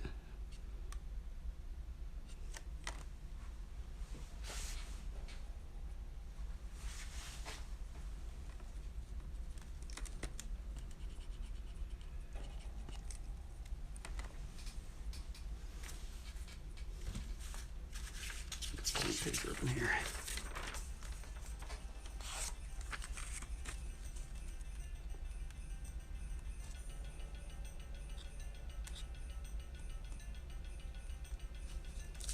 We might try and ink it out. I'm wondering if I should add some stuff in here.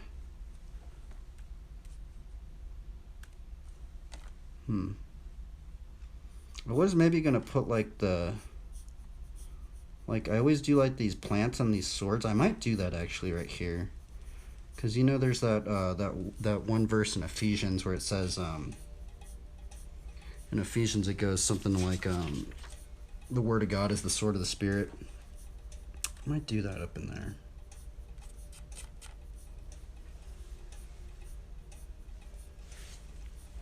I guess we could maybe try and just like freehand it out.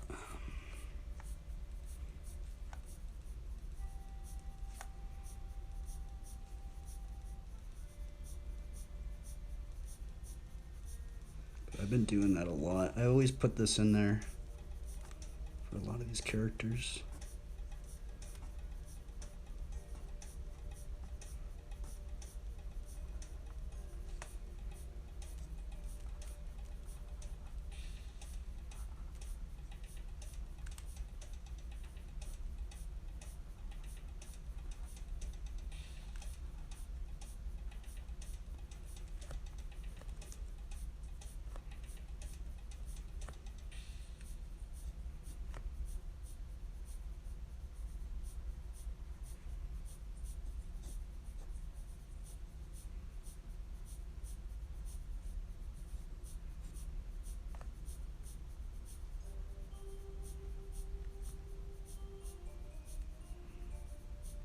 And like just drawing like plants growing up it.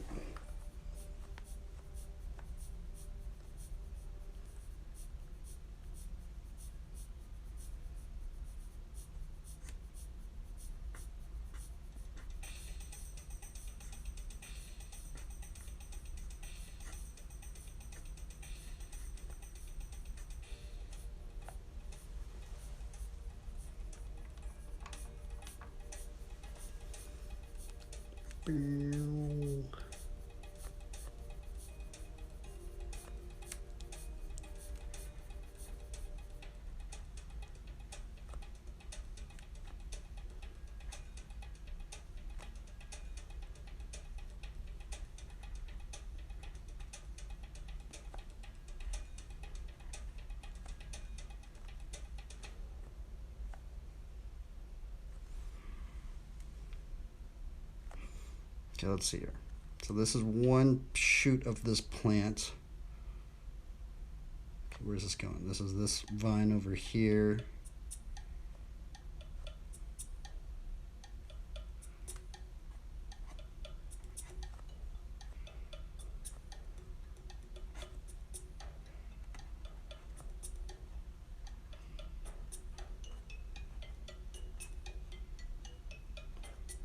So Sometimes I feel like I need to stop doing this one because I always draw this thing. But like, why I started drawing this is because like the sword of the spirit, and then like Luke 8:11 about how like the seed is the word of God. So like it's kind of like the sword of the spirit. You know, we got the word right there. So I have no idea what I'm really doing.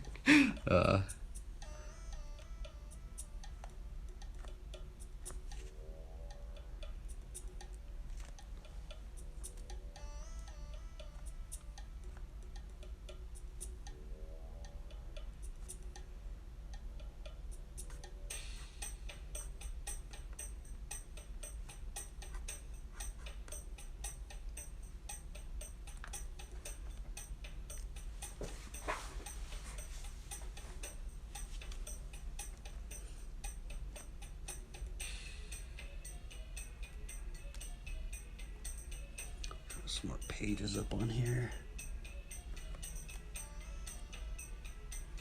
This hand's getting really funky right there.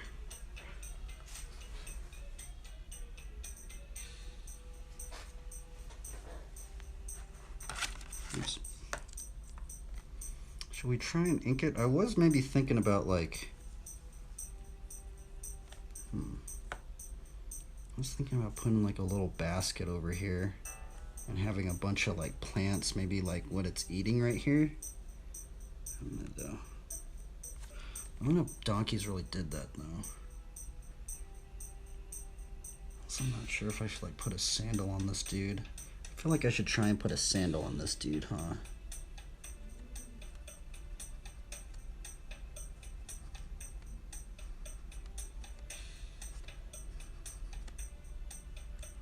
Oh, it's just such a strange angle though.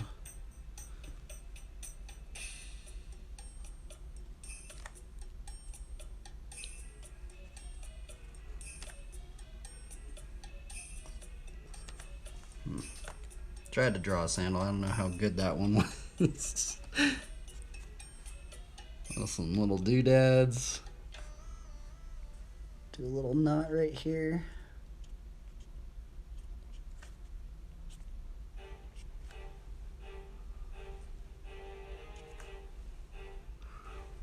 This is a little water jug.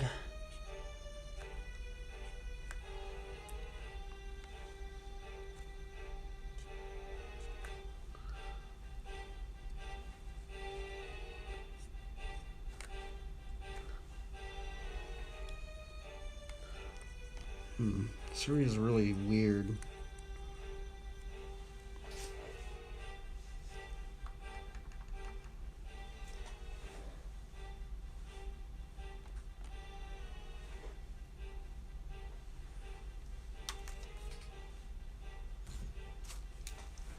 I'm gonna put the little shield thing up here. I have this piece of paper right here so I don't smudge it up. So what I'm going to do is I'm going to try and put the little shield. I like to try and incorporate the shield of faith, and well, I'd like to think of it as like the shield of faith. I'm going to try and keep it. Oh, that's actually not straight. Look at that. See, that's the thing is today I just freehanded this. Normally what I would do is I'd take a ruler and I'd do a line right there so I'd know it's straight, but it kind of went off the, kind of like curved up, but it's okay. What I'm going to do is I'm going to try and take this and right here and then kind of know that that's going to be, we're going to put this shield.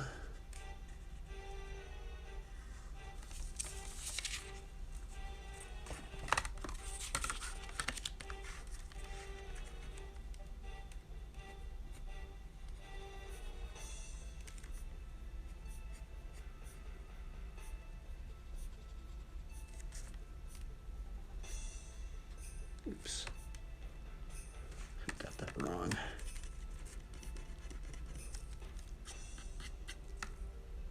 Luckily this is with pencil so I can erase it. By the way, I don't know how inkers do it, man. Inking is stressful. I saw like one dude on YouTube and he was just like, oh yeah, inking is really relaxing. And I don't know what this dude's on, because, like, every time I try and ink, I'm just, like, super stressed out. Like, I'm like, because, like, once you, like, start putting a lot of lines in, it's just, like, if you mess something up, it's just super hard to go back from it. Unless you have, like, unless you're, like, doing it digitally or something. So, okay, let's see if this will fit in here. I'm kind of just freehanding it. Normally I have a little template when I'm doing this. I'm going to put gospel and God. Kind of like the cross. My ship kind of gun went off like that.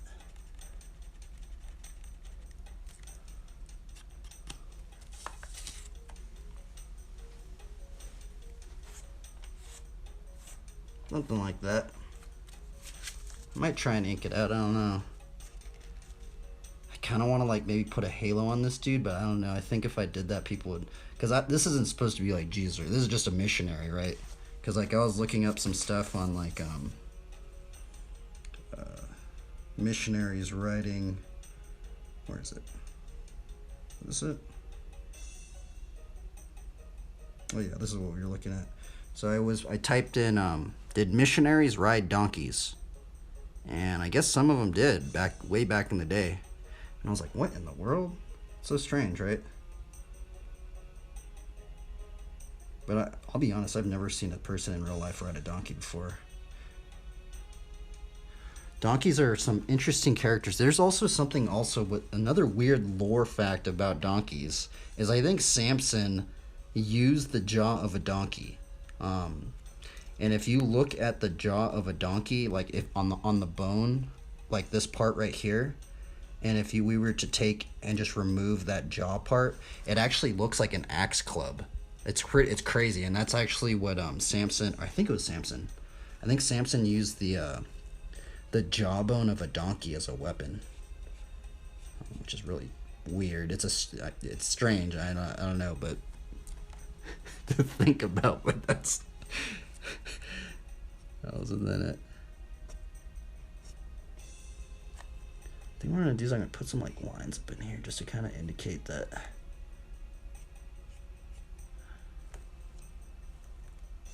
And drapery is really hard to get like seem like it's actually working.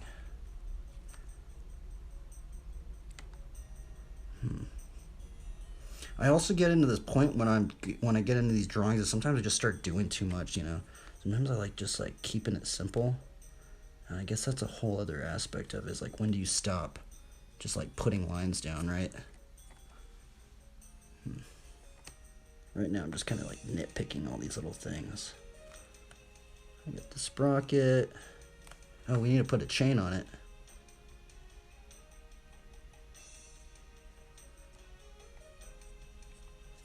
Chain. I think I got that perspective wrong. Let's redo this one.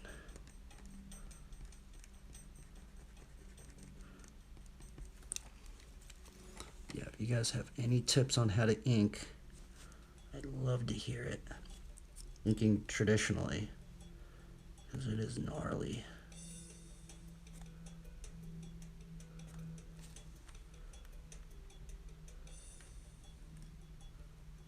Some pegs, wheel, front brakes. We have the gyro, front brake cable, some grips, bars, stem. The seat's a little weird. Oh wait, that was part of the fabric, that's why, I think.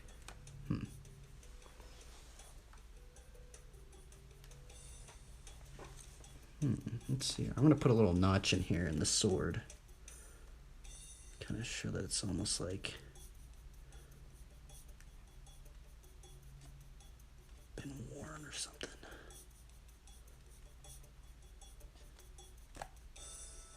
There's supposed to be little fruit things. I feel like that one's a little weird right there.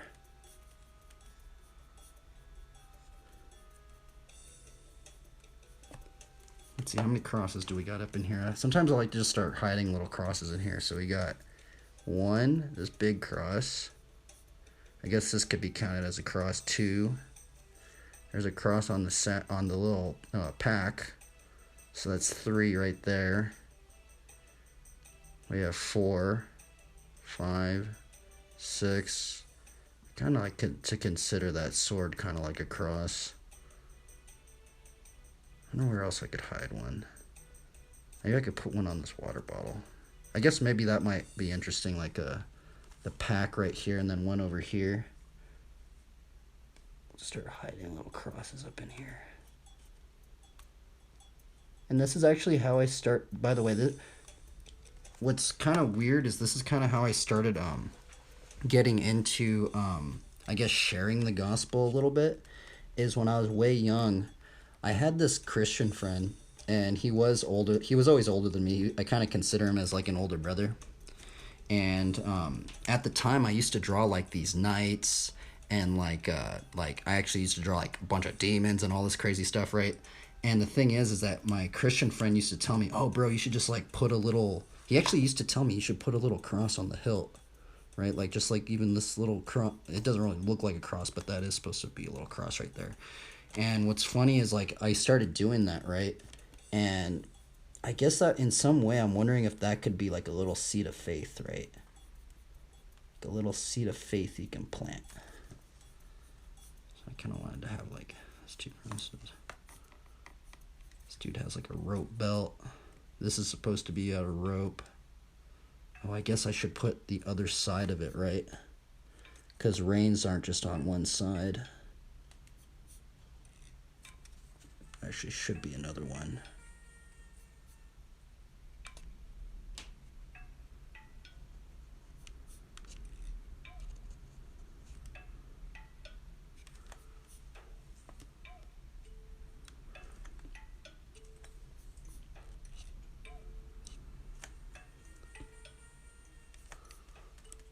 Kind of just nitpicking it now. I don't know what else to add on here. We got a little sleeping bag. And actually, there's actually some lore within this as well. Some of the old missionaries and stuff. You know what? You know one of the reasons why missionaries... Well, this is actually what I've been told. I don't know if it's actually correct. But you know, you see like missionaries and they're always wearing black. Well, there's actually a reason for that, right? Because when you're wearing just like full on just black, right? When it can be like super dirty and you can't even like, you know, you could be just sleeping out in the wilderness and it still be presentable, right? But I was doing some studies on like robes and stuff. Some of like the old robes, and in some strange sense I got into looking at stuff about robes, right?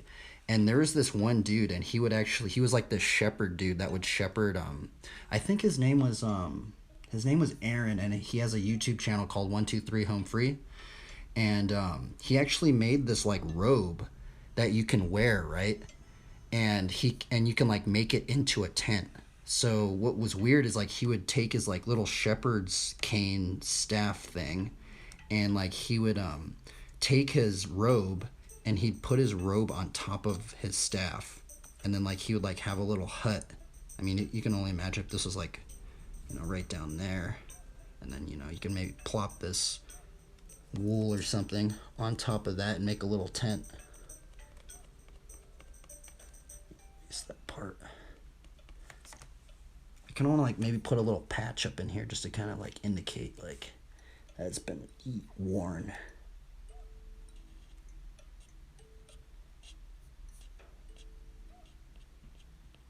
Just a little patch.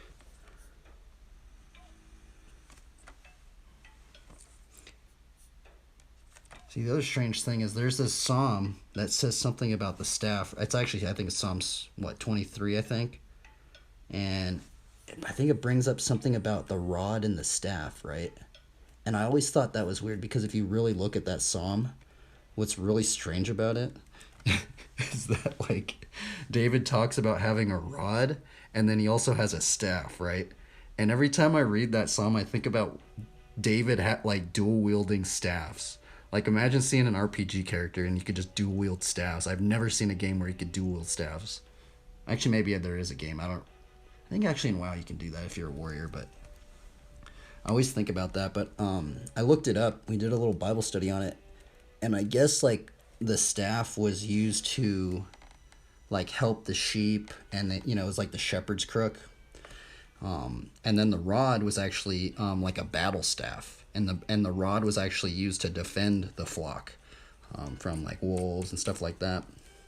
So I thought that was really weird, and it's weird because I've never really seen like an illustration depicting David with the two staffs basically. I don't know if you guys have ever seen one, but generally I never see him with two staves. I feel like I want to like maybe add something. I mean, I was actually thinking about maybe putting like a raven right here.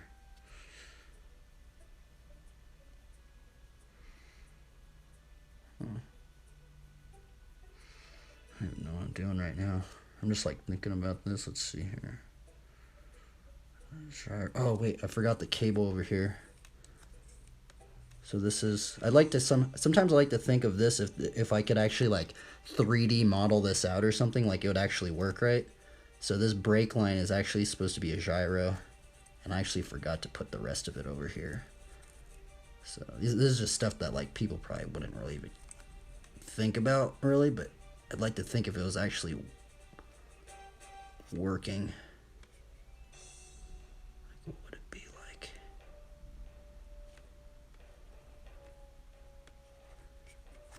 Got the brake line right here. I'm just gonna quickly indicate it. And there actually should be a brake right here. Brake pad. And that's just stuff that's just like so subtle. You couldn't even tell, honestly, unless you really knew about bikes.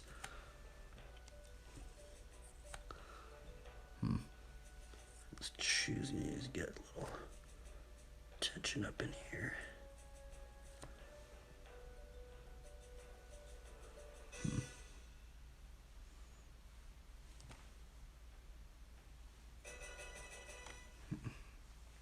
Kind of wondering, like, what about this nostril right here? Is there another, like, I've never really like studied like donkey anatomy. I think there might be like a, oops, might be like, oh, actually, you know what, maybe we could put a couple lines up in there. Right. I think that's what I'm gonna start doing. Maybe putting like a little bit more, there's like a couple little doodads. Right, like little, there's like that little thing that kind of indicate that there's like a little form right there kind of rolling. I mean, this is just stuff that's like super like, I don't even need to do it, but right there. And so these pants are supposed to be like, like those old school pants where like, there's like that flange thing sticking out, but I don't know what those be called, but just trousers or something.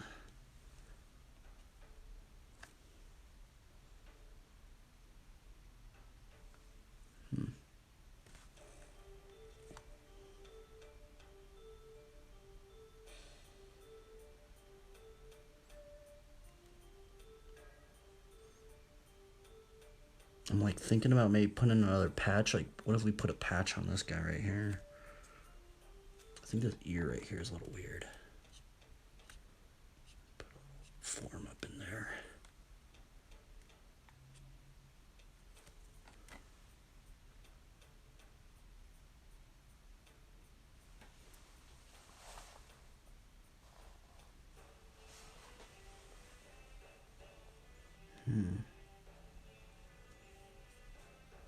I want to put like another strand of hair right there, but I'm not sure. Honestly, I want to put a halo on it, but I don't know if I should do that. We might try and ink it out, I don't know. I mean, I did say I wanted to learn inking. I'm just wondering what else would a donkey be carrying? What do missionaries, I'm actually wondering, what did missionaries actually carry, right? Like back in history, right? Because I know there used to be, like, that's actually the weird thing about missionaries, right? Is that like they used to survive. There was actually some missionaries that would actually survive out in the wilderness, right? I mean, if we look back even in the scriptures, right? Like John, like John was known to have like what, like a camel hair robe out in the wilderness, surviving out on wild locusts and wild honey. I think that's how the story goes, right? And sometimes I wonder, are we as believers, are we to maybe learn some wilderness skills? I don't know, right?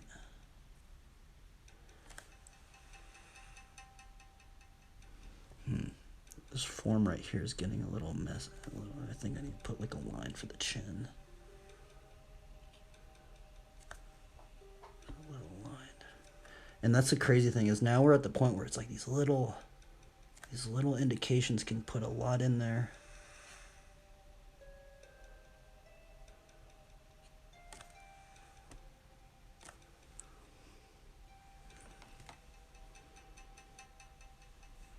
Oh, you know what? I think you'd actually see the other foot on the other side, huh?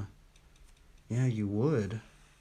Look, I totally forgot about that. That's the weird thing about drawing people on riding donkeys, is that they go so low on here. Actually, I think you would be able to see that other foot, right?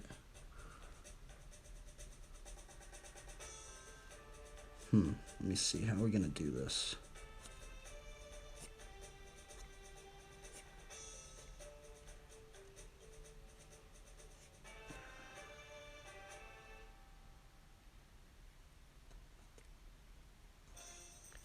There's little toes.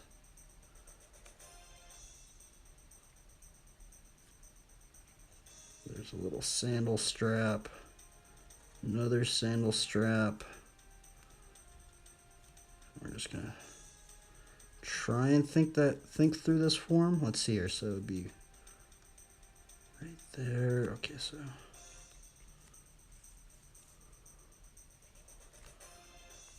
feel like that kind of got a bit wrong, but oh well.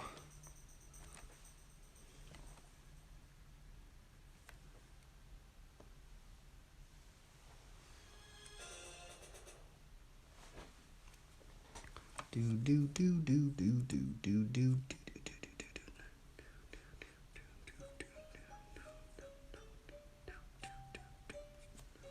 think I'm gonna try to get. Let's put this little.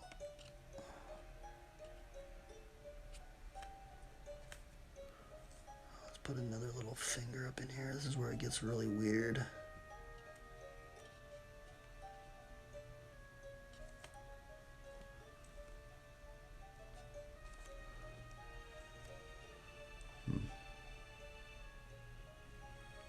I want to like put a raven right here. I don't know if I should. I guess maybe we could put like a.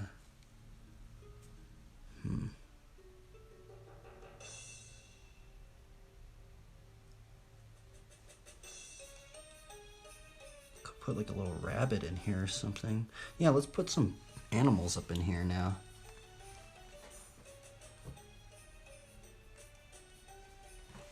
I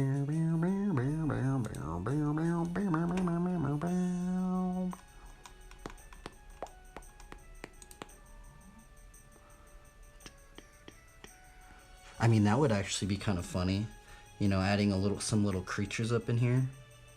Kind of almost like, because this is actually a question mark for me.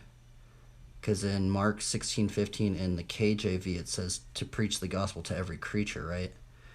Now, that's a question mark for me, right? Because I go, well, does every creature really mean every creature? Does that mean every animal? Is an animal a creature? I don't know, right? I mean, I think it is, right? I don't know. It'll just be a little,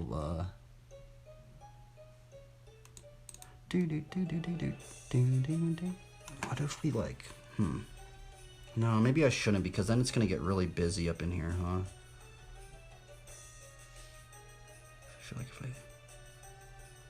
I feel like I could put a little bunny rabbit right here. Should I put a little bunny right there? Maybe we will.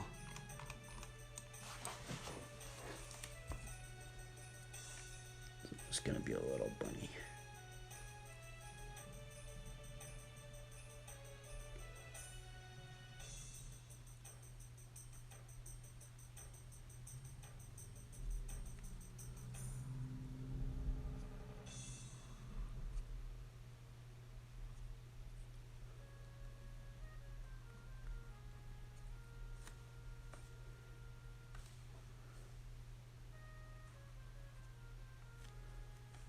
So you're barely gonna notice it's a little bunny. Be like a little Easter egg. I guess you can kind of tell it's a bunny rabbit, but.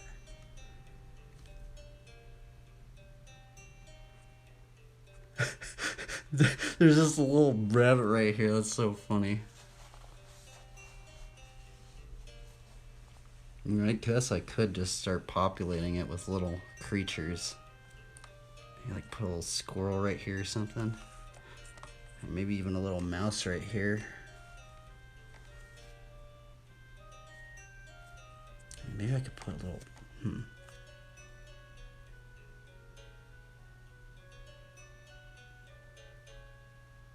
Kind of want to put a raven right there, but I don't know if I should.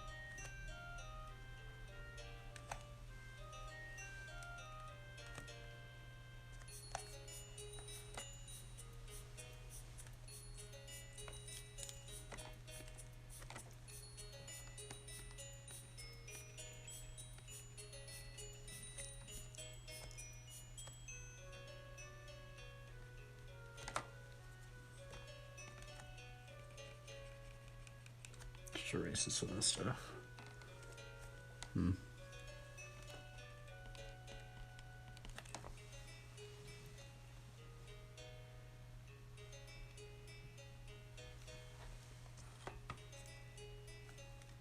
Maybe a rabbit and then maybe a little squirrel. You know, I do like squirrels. Squirrels hunt snakes.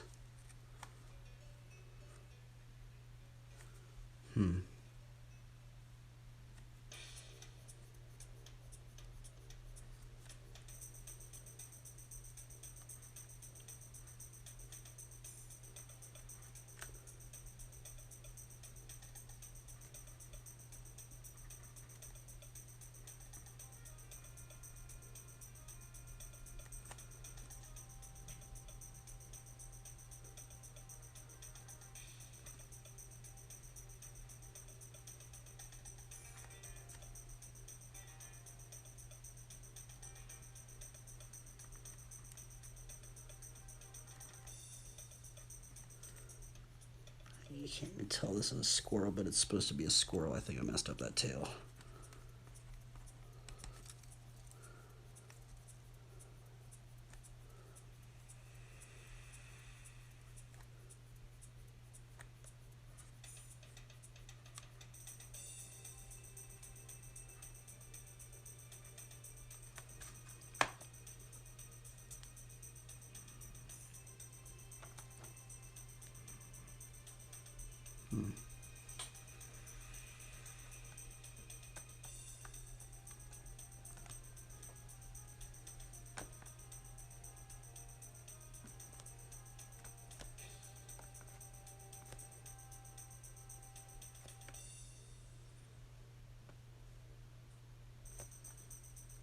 We have the pecs, we have the chest, we have the latissimus dorsi.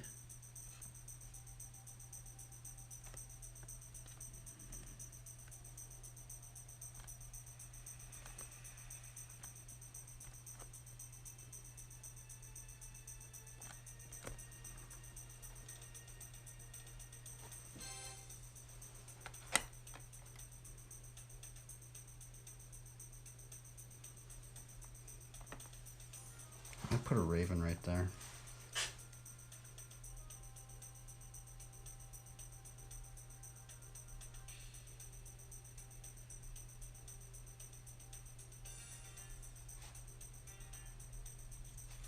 Should we put the raven right here?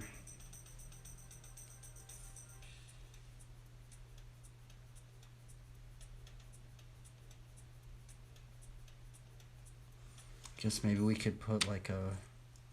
Maybe we could put some birds flying in the background. I feel like, I don't know, raven would be cool, huh? Maybe kind of a little homage to Elijah, huh? Oh, that might actually be interesting, right? Because there's that thing about Elijah and the mantle. So that would be like a little another little Easter egg, right? I mean, if you really thought about it, right? You know, like because of the mantle and like, you know, I mean, I don't know anybody would pick that would pick that up, but like, you know, maybe like the, I don't know though. Let's see here.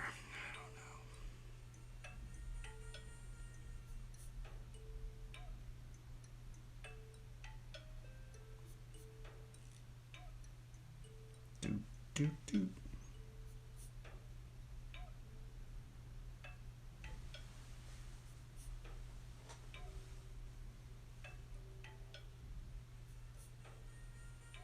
Ravens are weird, man. They're definitely a strange little bird. Huh. I guess we could just try and free him open here. See, normally I work in layers, but right now I'm just kind of like, oh, we're just kind of going with it.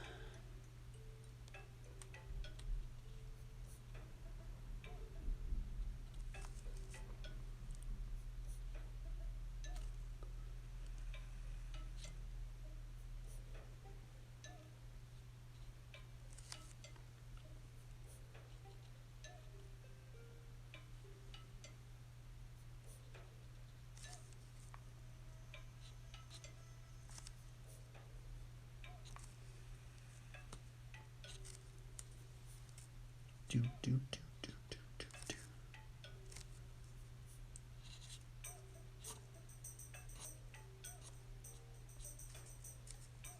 That does not look like a raven. I tried, but this thing does not look like a raven. I guess it kind of does.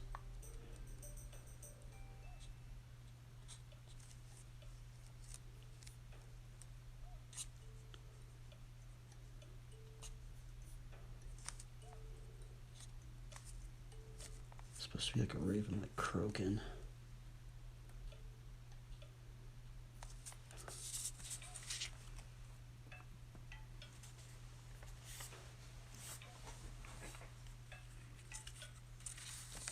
I think I'm just adding too much stuff in here now. I'm like just cluttering it up. I really shouldn't be cluttering it this much, huh? I was thinking maybe like put in some birds in the background, maybe.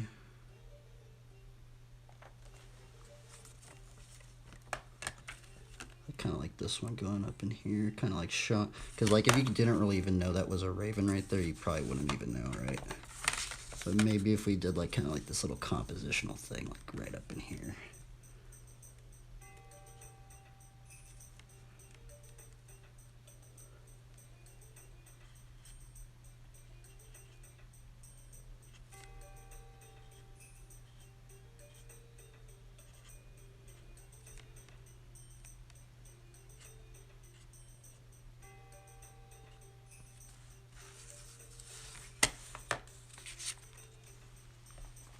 Something like that.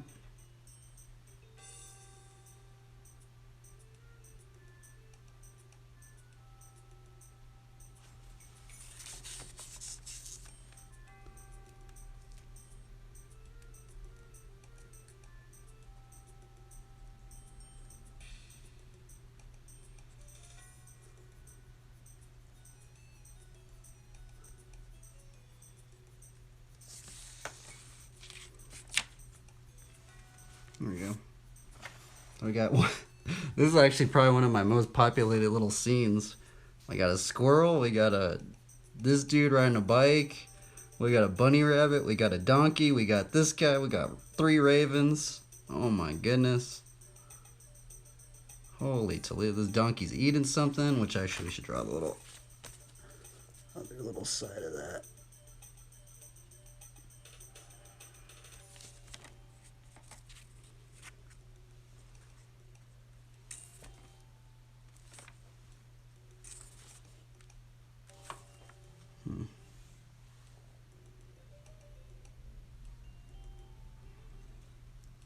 Try to ink it out. Oh, gotta indicate this ear.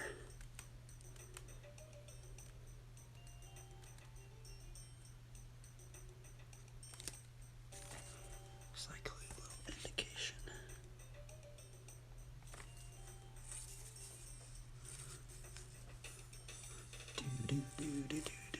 I need to fix this hand, man.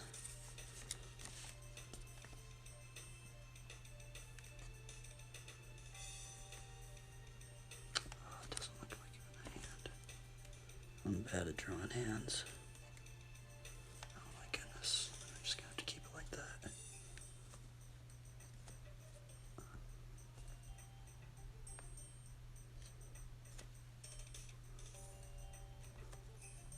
I think there should be a line right there for, oh yeah, that's the bicep. We have the deltoid, bicep, tricep, 2 forearm muscles. I should maybe do another little line up in here, indicating that when there also is 2 tendons that run up these arms.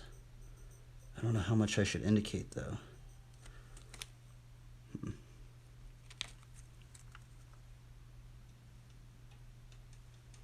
The little donkey has like a little hair.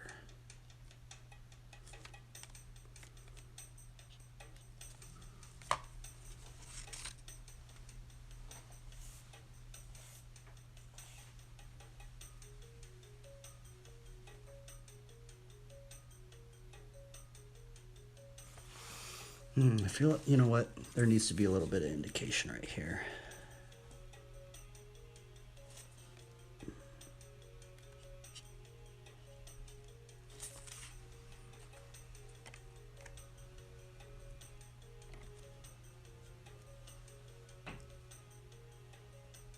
I guess what we could do is put some plants up in here now. Like maybe kind of showing that this is where the donkey.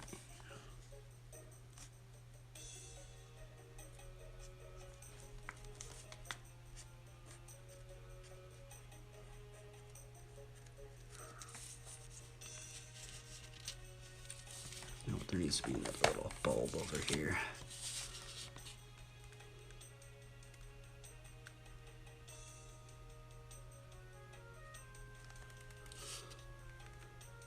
Be bearing fruit. Bear the fruit, bear fruit, bear fruit.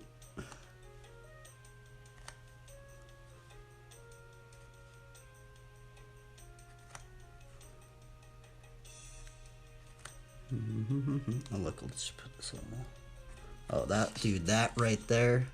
Oh my goodness, that little line that we just did right there.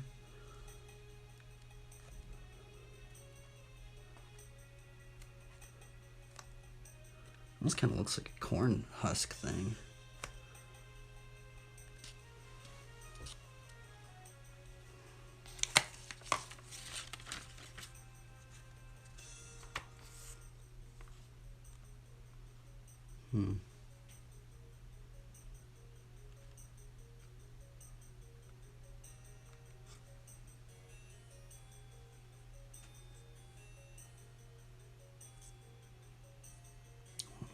A little bird right there, because then it kind of like, yeah, maybe I should put another little bird right here. Maybe like just the faintest, slightest little bird.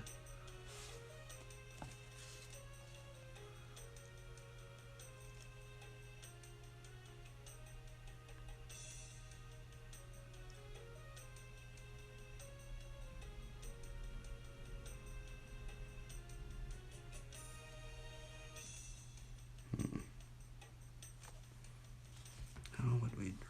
Let's see. I mean, I guess we could just do like the kind of like the simple little.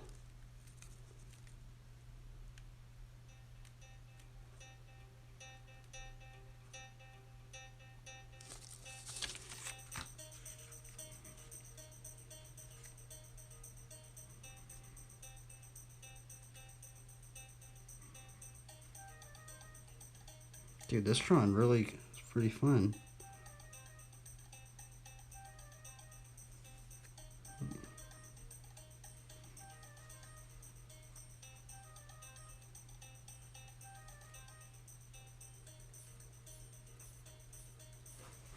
I wonder if I was trying to ink it out.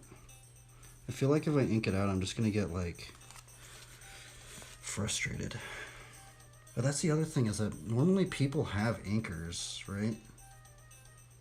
Like, I guess in the timeline process, most people, if you were a penciler, you would just hand this off to an inker and then they would ink it out, right?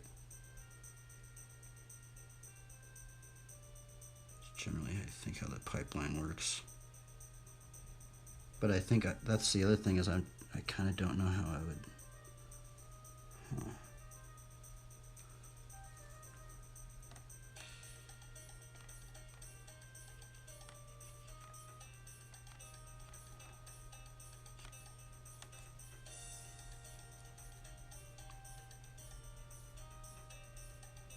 I kind of want to put a little grass blade in this bunny's mouth.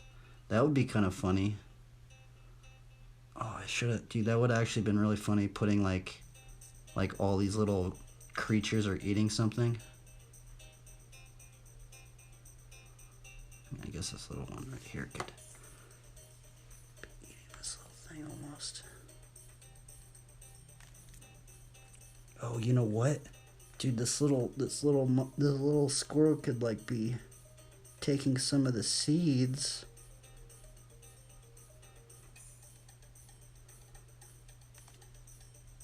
You know, there's some seeds falling down.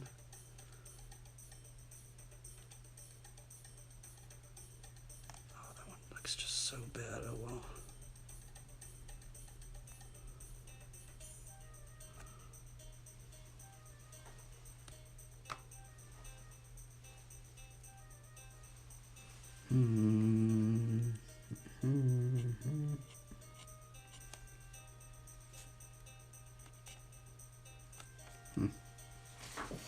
Should I try and ink it out? I'm gonna get frustrated if I do, I know it. But I guess maybe we could try. That's the thing, is if I don't try and ink it out after this one sitting, I'm just probably just gonna get so bored and not do it. Actually, I need to add some little feet on here. This raven needs to have little feet.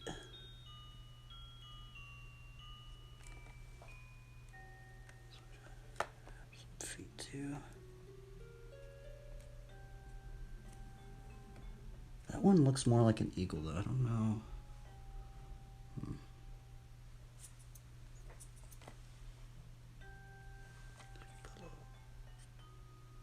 Form rolling.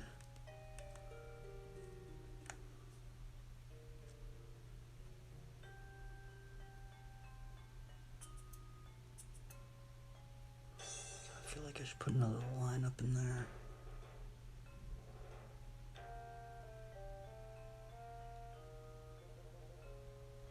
I think there should be some indication right up in there. I think this is getting a little weird.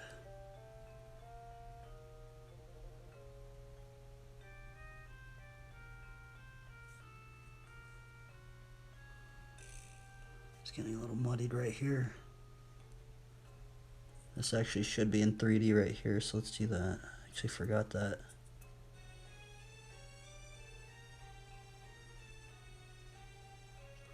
See, and this is just like super little stuff, right? But the thing is, I don't pick it up right away. Oh, see, that crank arm actually needs to be up in there too.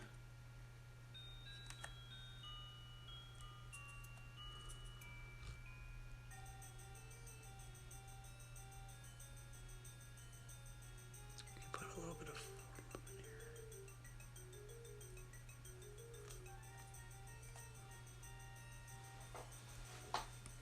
Oh well. I'm just nitpicking it now. I'm just kind of just like chicken scratching it, right? Normally the really hard work was in the really beginning. That's generally the hard part, the really, really hard part.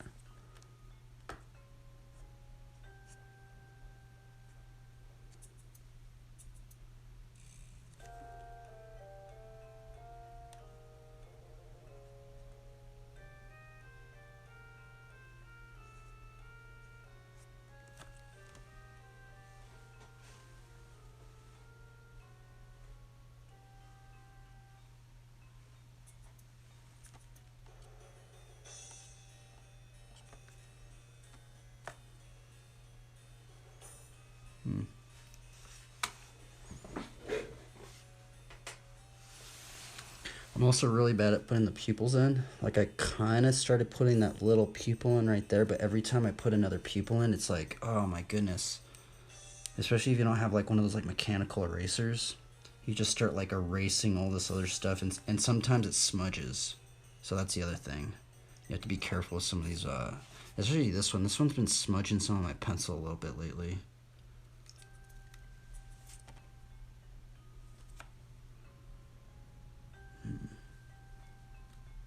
I think we're about done. And I don't know if I'm gonna ink it out. I know I'm just gonna get frustrated if I ink it. I guess I could sign it somewhere though.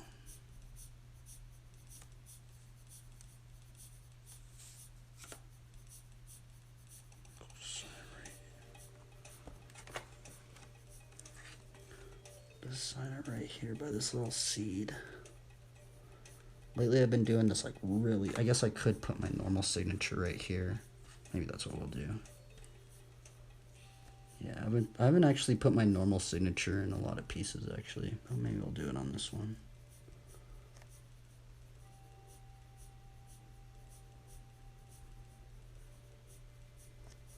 Cause I have a short signature and then I have the longer one.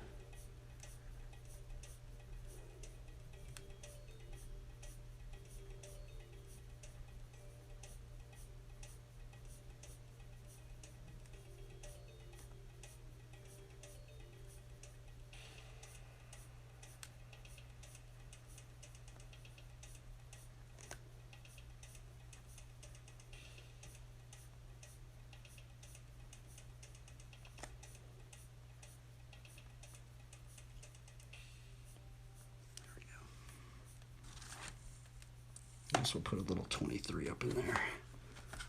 I know a lot of people do that. I guess we'll put it on the other side right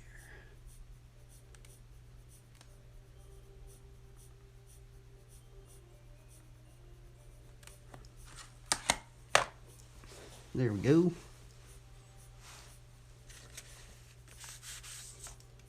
Oh, I messed it up. There's actually a little bit right here in the effects.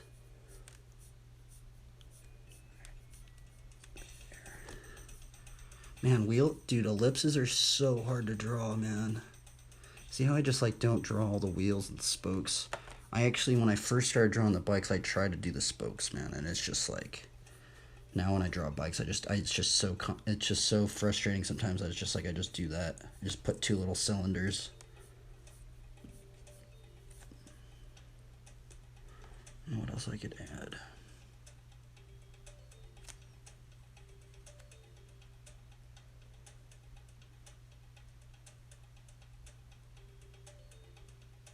How about it? I don't know what else. I guess the only thing I can really do now is maybe, I mean, I guess I could put, a little like, I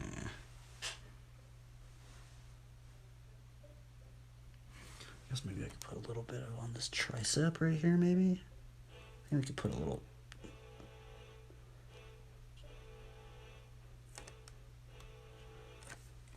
thing for the tricep right there.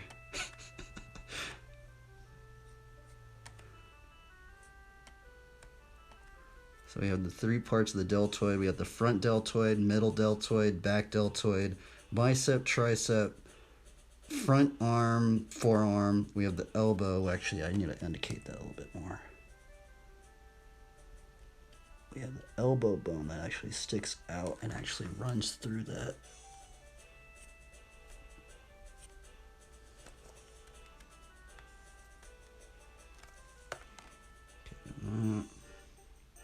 We have the lats. We have the pectoralis. We have the abdominals. Actually, I think there should be another line right there.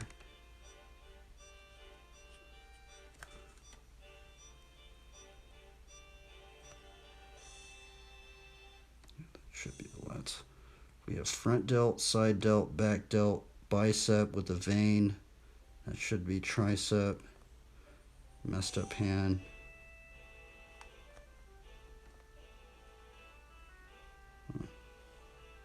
Okie dokie.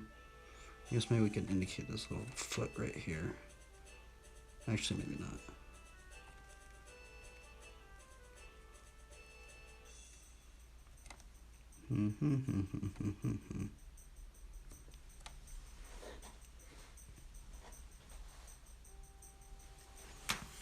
Huh. I guess maybe I could fix this knot. See, there's kind of some... I messed up this shoe a little bit. Oh well. Let's add a little cross up in here. Now we can just put little Easter eggs. Put a little... Actually, I'm gonna put a little cross on the top of this shoe. Dude, look at that. That's like this littlest little cross up in there.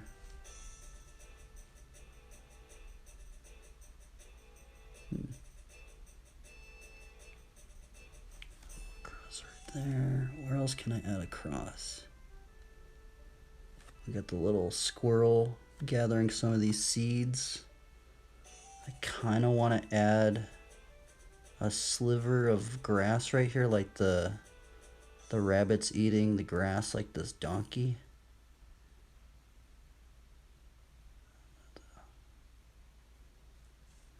I've done a lot of these concepts before because I did do this Black Horseman one. This one actually is reminding me of the Black Horseman illustration that I did. Where is it? I just had it out here.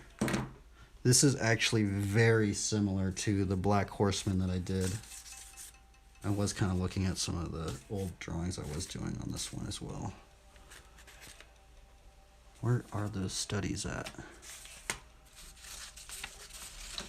So I did do this one maybe a couple months ago. It was a while since I did this one, but this one did remind me of this one. So this is how this one started. We got this. Actually, I did another page of studies. Where is it? What did I do with them? Huh? I don't know where they went. I had another page of. Oh, here we are.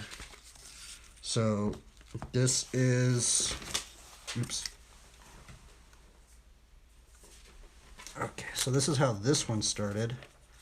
So this is the Black Horseman illustration. So this is how this one started. We got did some studies. Generally I like to do the studies of proportions. Try and take the proportions of a person, which is actually very strange compared to this one, right? Because like look at that. Like look at the proportions on a horse, which actually I think I made the horse on the illustration a bit smaller, but I'm just seeing these two compare the proportions between a real horse, or I mean just a normal size horse compared to a donkey, which we did today, which I actually think I should have still made the donkey a little bit smaller. I guess no, I guess maybe that I guess it kind of did work. I think I made the legs a little bit too long. I think it was these hooves. Oh well. Anyway, did some studies of some horses, and then we ended up doing some gestural stuff. Did a little front view. Decided to go with this little gesture, and then what we did is we built this one up. So that was our first little drawing from that gesture right there. And so we took this gesture right here, and then we just upgraded it more. Sometimes I like to just do it just with colored pencil. Sometimes I'll start layering it on with this. And then we finished it off with this layer on the top. Which, man, actually, look at how... Man, I used to write differently. Look at that. Dude, that looks so much better than... Oh, well. That one's all spaced out, huh? Look at... Man, I barely even recognize that. Look at that. I was riding different like a couple months ago. Oh well. But yeah, this is the Black Horseman one. Um, which I guess I could read it. Let's see. This one is Revelation 6, 5 through 6. When he opened the third seal, I heard the third living creature say, "Come," and I looked, and behold, a black horse, and its rider had a pair of scales in his hand. And I heard what seemed to be in the voice in the midst of the four living creatures saying, "A quart of wheat for a denarius, and 3 quarts of barley for a denarius, and do not harm the oil and the wine." So what's actually interesting about this piece, and I've actually thought this piece through a lot for many, many years now. Actually, it's kind of strange. This is actually the first rendition I tried to do of it. But what's weird about Revelation 6, 5 through 6 is it goes into the four living creatures, right? Like it says, the third living, or let's see here. And I heard what seemed to be a voice in the midst of the four living creatures, right? And so I kind of tried to indicate the four living creatures right there.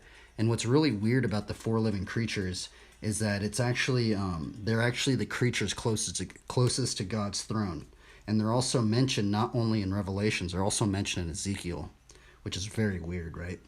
But what's strange is at the end of the verse it says, "Do not harm the oil and the wine," right? And I was always like, "Do not harm the oil and the wine." Why would it's so strange that the four living creatures would say that to humanity, right? To us, the readers, right?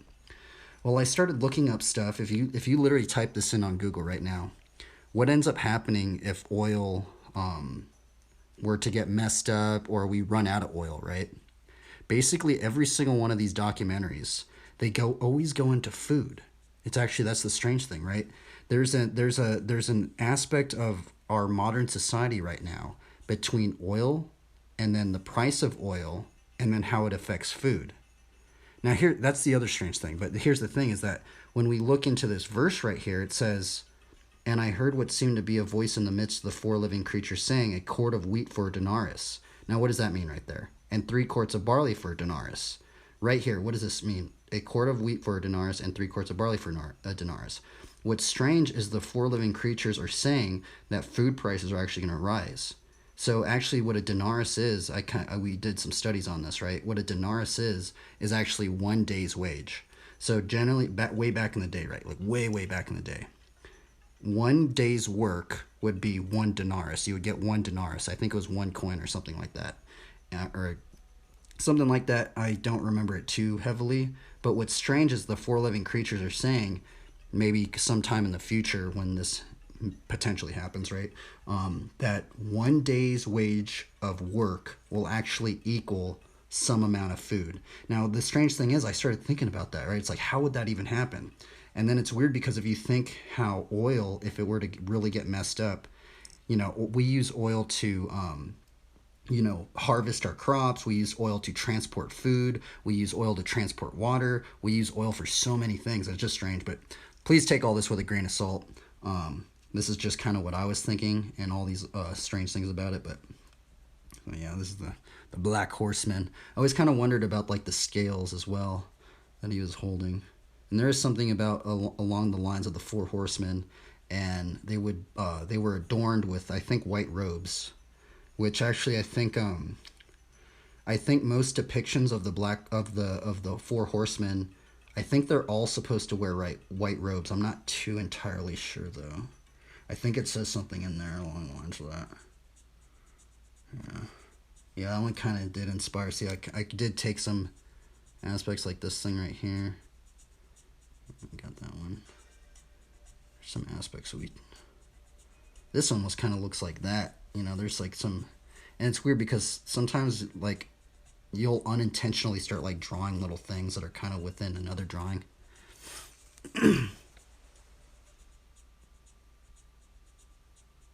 Food should be free. I mean, honestly, it should be. Honestly, that's the other thing, right? I didn't even know you were in here, dude. But yeah, honestly, this is actually the one. This verse actually, where I got introduced to this verse was actually in Long Beach, right?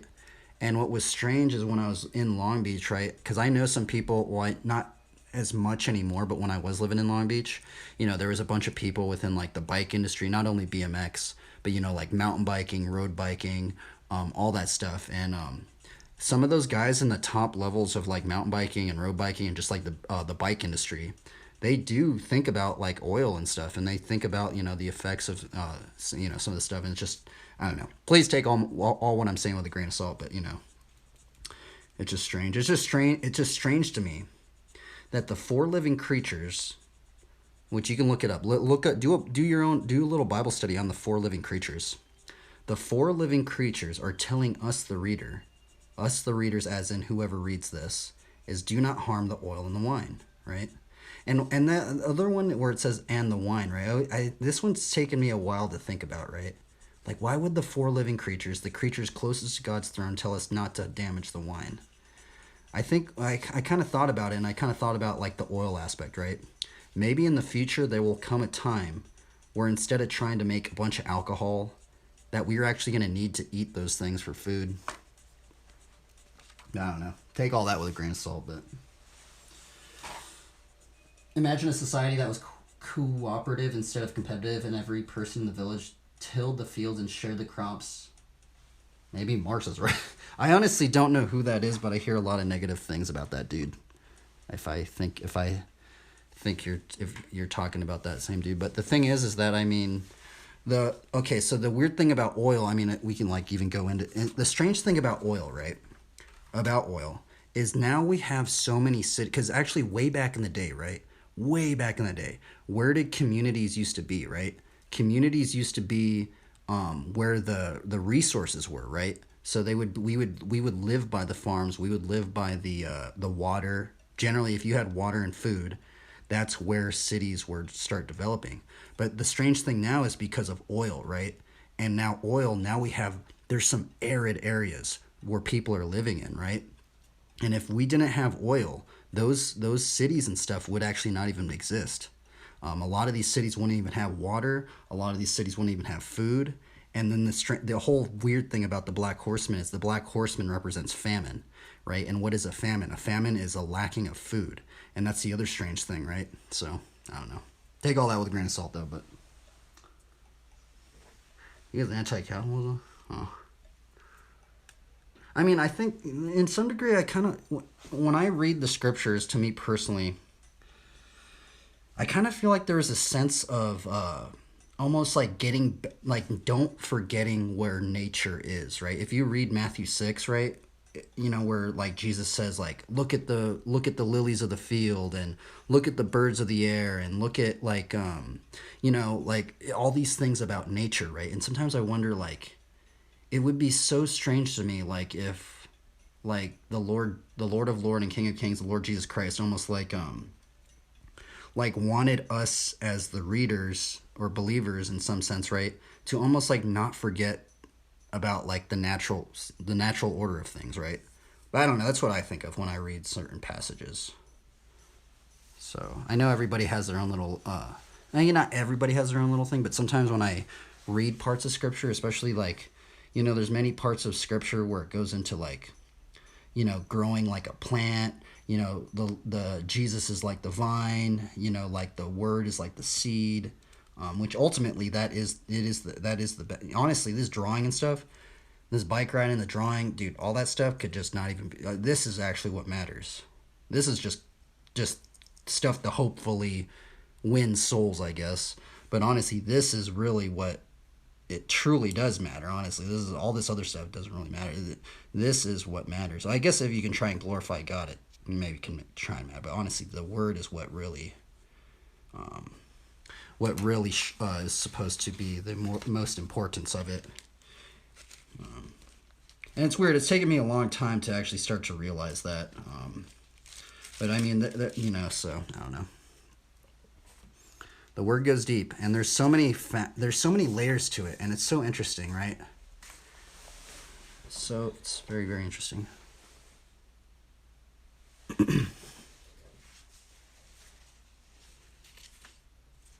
Anyway, man, this drawing, it's so crazy, like how some drawings I'll just struggle with. Like, there's been so many drawings where I'm just like struggling with it.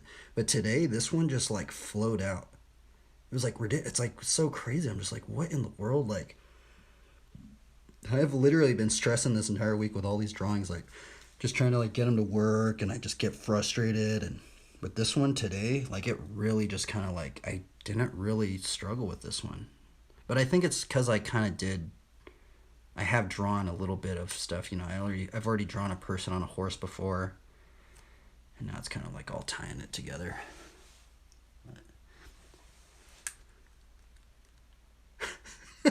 But dude, donkeys are weird. Donkeys are strange creatures. They're actually what's weird about donkeys is they're actually very very loyal. A lot of people think of donkeys as really dumb animals, but actually donkeys are really really really smart, and they will actually protect other animals. This is why some people get donkeys is because they'll actually protect other things in the barn, right? Which is actually very strange to think about. Donkeys are strange creatures, and they're very expressive. If you actually watch some things on donkeys, they're actually very very expressive creatures. Sometimes it almost seems like they're laughing. I don't know. It's strange. And then the other thing about donkeys, which is weird, is I think Samson used the jaw of a donkey. I'm gonna look that up. Who used a jaw of a donkey? I'm actually curious now. I'm just gonna put jaw. I think it was Samson. Jaw of a donkey, or is it a jaw of a donkey? Okay, let's see here. Oh yeah, it was Samson. Okay, so check this out. So Samson actually used the jaw of a donkey as a weapon. Finding a fresh jawbone of a donkey, he grabbed it and struck down 1,000 men. 1,000 men, bro. Then Samson said, "With a donkey's jawbone I have made donkeys of them. With a donkey's jawbone I have killed 1,000 men." And when he finished speaking, he threw away the jawbone. What in the world, bro? That is now see, this is one of the reasons why I don't get into the Old Testament a lot, by the way. There's a lot of controversial things within the Old Testament, right? But it's just crazy to think, man. Samson was a gnarly dude, and God used Samson. So, yeah, that's just so crazy. Just thinking about it, like, man, what, dude? Look at this jaw of the. So weird. See, because like you can use it as like I saw someone hold it right. You would like hold it right here, so like you would actually hold it right there, and then use this part as like a club. Man, that's brutal. I might have to draw Samson, bro. Samson's a gnarly character. Samson is a gnarly dude. Holy moly, there's a little statue of this guy. Dude, that's crazy. And there's actually a lot more lore with Samson, by the way. Samson has a very interesting aspect, even within like like the Rastafarians, which coincident oddly enough I've met a lot of guys into like reggae and like Rastafarianism, and they actually do believe in the Lord Jesus Christ as well, which is very interesting. But one of the reasons why they have dreadlocks, one of the things is that they think of it as almost a Nazarite vow, right? You know, the Nazarites weren't supposed to cut their hair and stuff like that. But I think a lot of it also stems from Samson, because in the story of Samson, he gained his power from his hair. Sounds crazy, I know, but like the thing is that like just interesting. I don't know, and it's just interesting how that kind of like influenced like Rastafarianism and them having dreads and stuff like that, and having locks of hair and stuff like that. But then also the other weird thing is that in the New Testament, Paul goes like, if you have long hair, then it's like a shame. But then the thing is that what people are saying is like, at the time, what is considered long hair, right? Like, because would long hair be like down here? Would long hair be down here? Would long hair be shoulder length? So because I do know that there's some controversies of what Paul said about saying, you should it's like a shame for a man to have long hair or something like that. But the weird thing is that so many apostles and stuff were said to have long hair because they took Nazarite vows. So would it be a shame for some of these apostles to have long hair and some? But then the thing is what is long hair, right? Because so I think most people would say like shoulder length hair would be considered long hair, but back in the day maybe it wasn't long hair. Maybe long hair was like down to like your waist over here or something. That would be considered long hair. I don't know. I'm just rambling, by the way. There's so much lore, and please take all my words with a grain of salt. I'm not like a crazy theologian or anything, but we do a lot of Bible studies, and there's a lot of like, And I really hope I'm not like causing any sort of divisions. I don't want to cause any sort of divisions. If anything, I'd like to try and heal the body of Christ, and try and just motivate and encourage people in the body of Christ. And yeah, so I do apologize if I said anything wrong. I'm not perfect. So I know I say a lot of wrong things, and I really have to be careful with the tongue as well, right? Because we're called to be careful of the words that we speak. So, but I think we're about done here. I was going to maybe try and ink it out, but man, it's going to take way too long. I mean, I guess I could maybe do it in about 2 hours, but okay. I think we're going to let's see here. I actually want to read some stuff about donkeys in the Bible now. Let's look it up. Donkeys in the Bible. So all I know is we know, before I look it up, okay, Jesus rode a donkey. Samson used a jawbone of a donkey. Wasn't there a donkey that like spoke to somebody or something like that in the Old Testament? And then, I think that might be all. That's all I remember about donkeys, honestly. And they're also called colts, I guess, or something like that. Donkeys in the Bible. Let's see here. Okay, let's see here. In contrast, this is the very first thing that comes up. I don't know what it's going to say. Let's see here. In contrast to Grecian works, donkeys were portrayed in biblical works as symbols of service, suffering, peace, and humility. They are also associated with the theme of wisdom in the Old Testament story of Balaam's ass, and are seen in a positive light through the story of Jesus riding into Jerusalem on a donkey. And that's the other weird thing about that whole story as well, right? Because I heard a sermon earlier this week, because a lot of people back in the day, they thought that Jesus was going to be like on this crazy horse and chariots and, big, like all these crazy things, and they were going to change things. And what was he riding? The thing that he was riding on a donkey, right? It was very strange. Man, sometimes when I look up things, there's just like strange sites that come up. Like I've never seen this site in my entire life, but just because I looked up this thing about donkeys, it showed up, right? Like let's just read a little bit of this. Donkeys in the Bible. Who hath sent out the wild ass free? Or who hath loosed the bands of the wild ass? Is that really what they say? I don't know. Let's see here. Whose house I have made the wilderness, and the barren land his dwellings. He scorned the multitude of the city, neither regardeth he the crying of the driver. The range of the mountains in his pasture, and he searcheth every green thing. Job 39, 5-8. Oh, look at that. They have wild donkeys. That's strange. Dude, someone drew that in 1923. That's crazy, man. 1923, someone drew that. Okay, let's see. Throughout the Bible, we find donkeys serving behind the scenes and helping where needed. Even to this day, donkeys are considered reliable helpers, sure-footed on mountain terrain, physically hardy in harsh environments, and very strong burden carriers. In Bible times, donkeys were a symbol of industry, peace, and at times, wealth, while horses were the sign of wealth, war, power, and the strength of a military force. It is interesting to read that God commanded the Israelites not to gather horses unto their nation or go to Egypt for them. Deuteronomy 17:16. The Israelites eventually disregarded both commandments. Solomon had thousands of horses, built cities, and centered around his horse stables, and founded a large industry of horse trade between Sicilia and Egypt. This horse restriction was for the chosen people's good. Israel was unique among the nations as they had the great Lord Jehovah to fight their battles.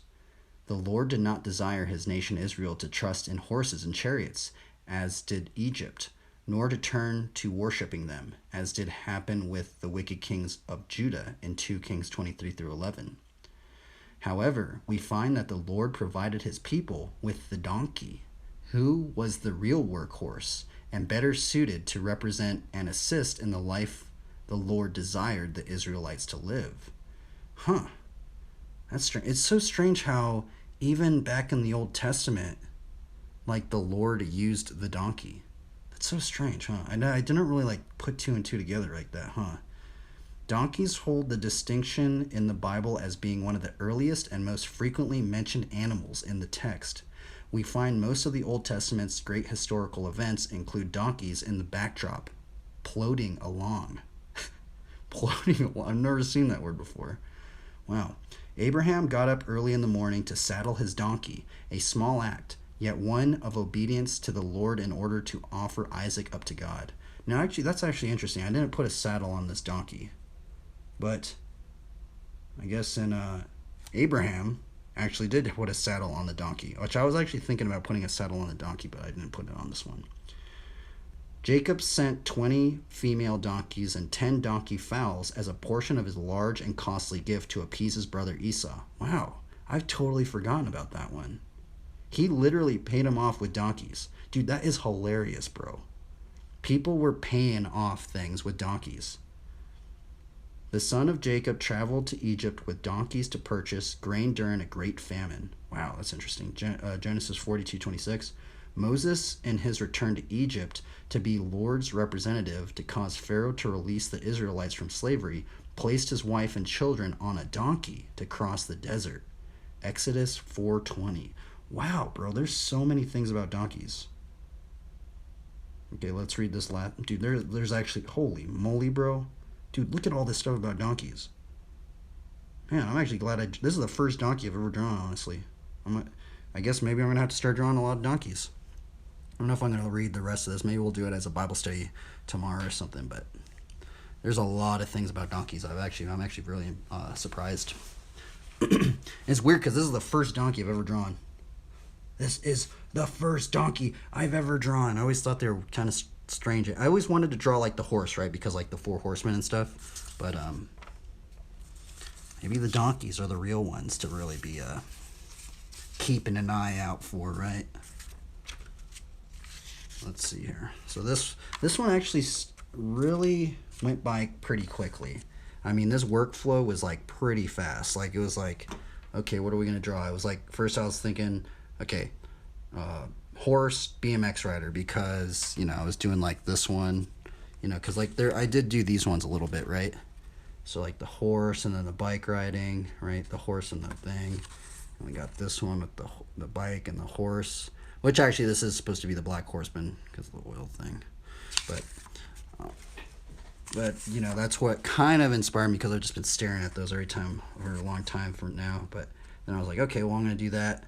And then I was like, oh, well, it's Palm Sunday. I saw a lot of things about donkeys. So I was like, you know what? I've never drawn a donkey before. And it was weird. I haven't even really, it's just so weird thinking that some people actually ride donkeys. I was like, what in the world? Like, I've never actually drawn that. So I tried to depict that. I did this little donkey. This is the first iteration. So you can kind of see how much we've added a lot of stuff to that. Holy Toledo. We have this, and that is basically how we did that one. But this one is actually I do like the composition of this one.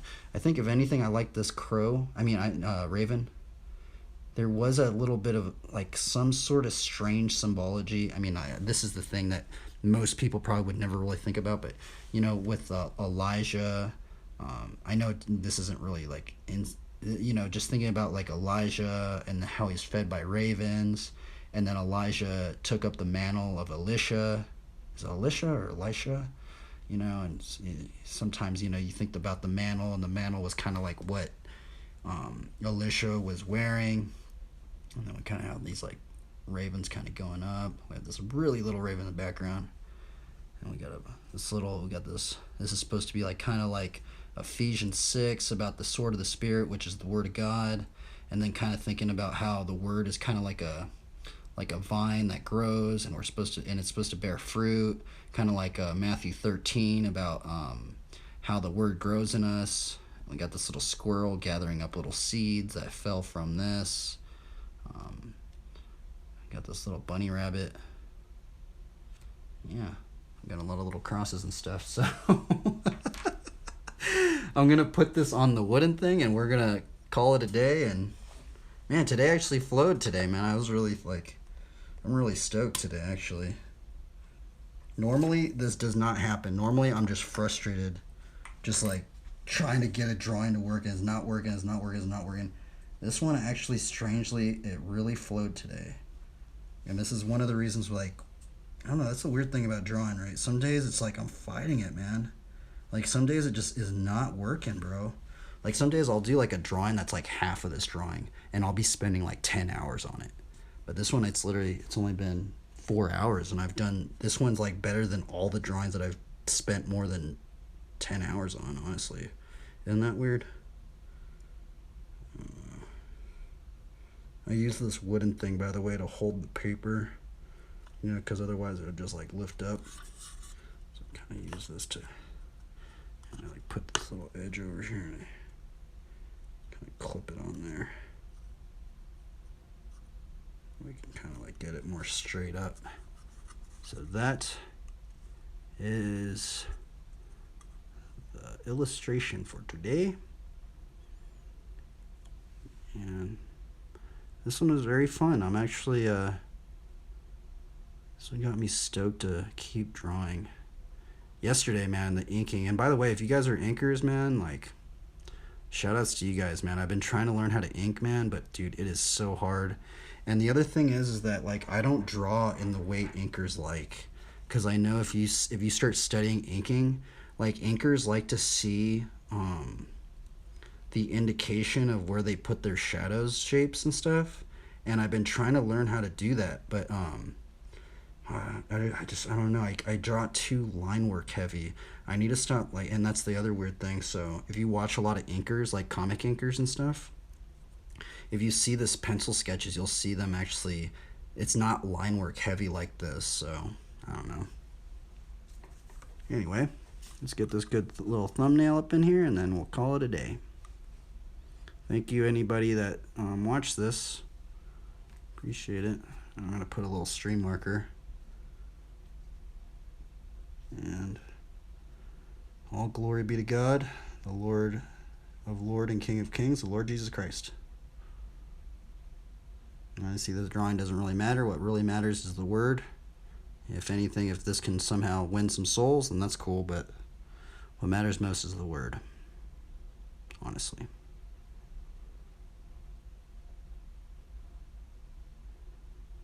But if we can give glory to God in other things, maybe God might use it too.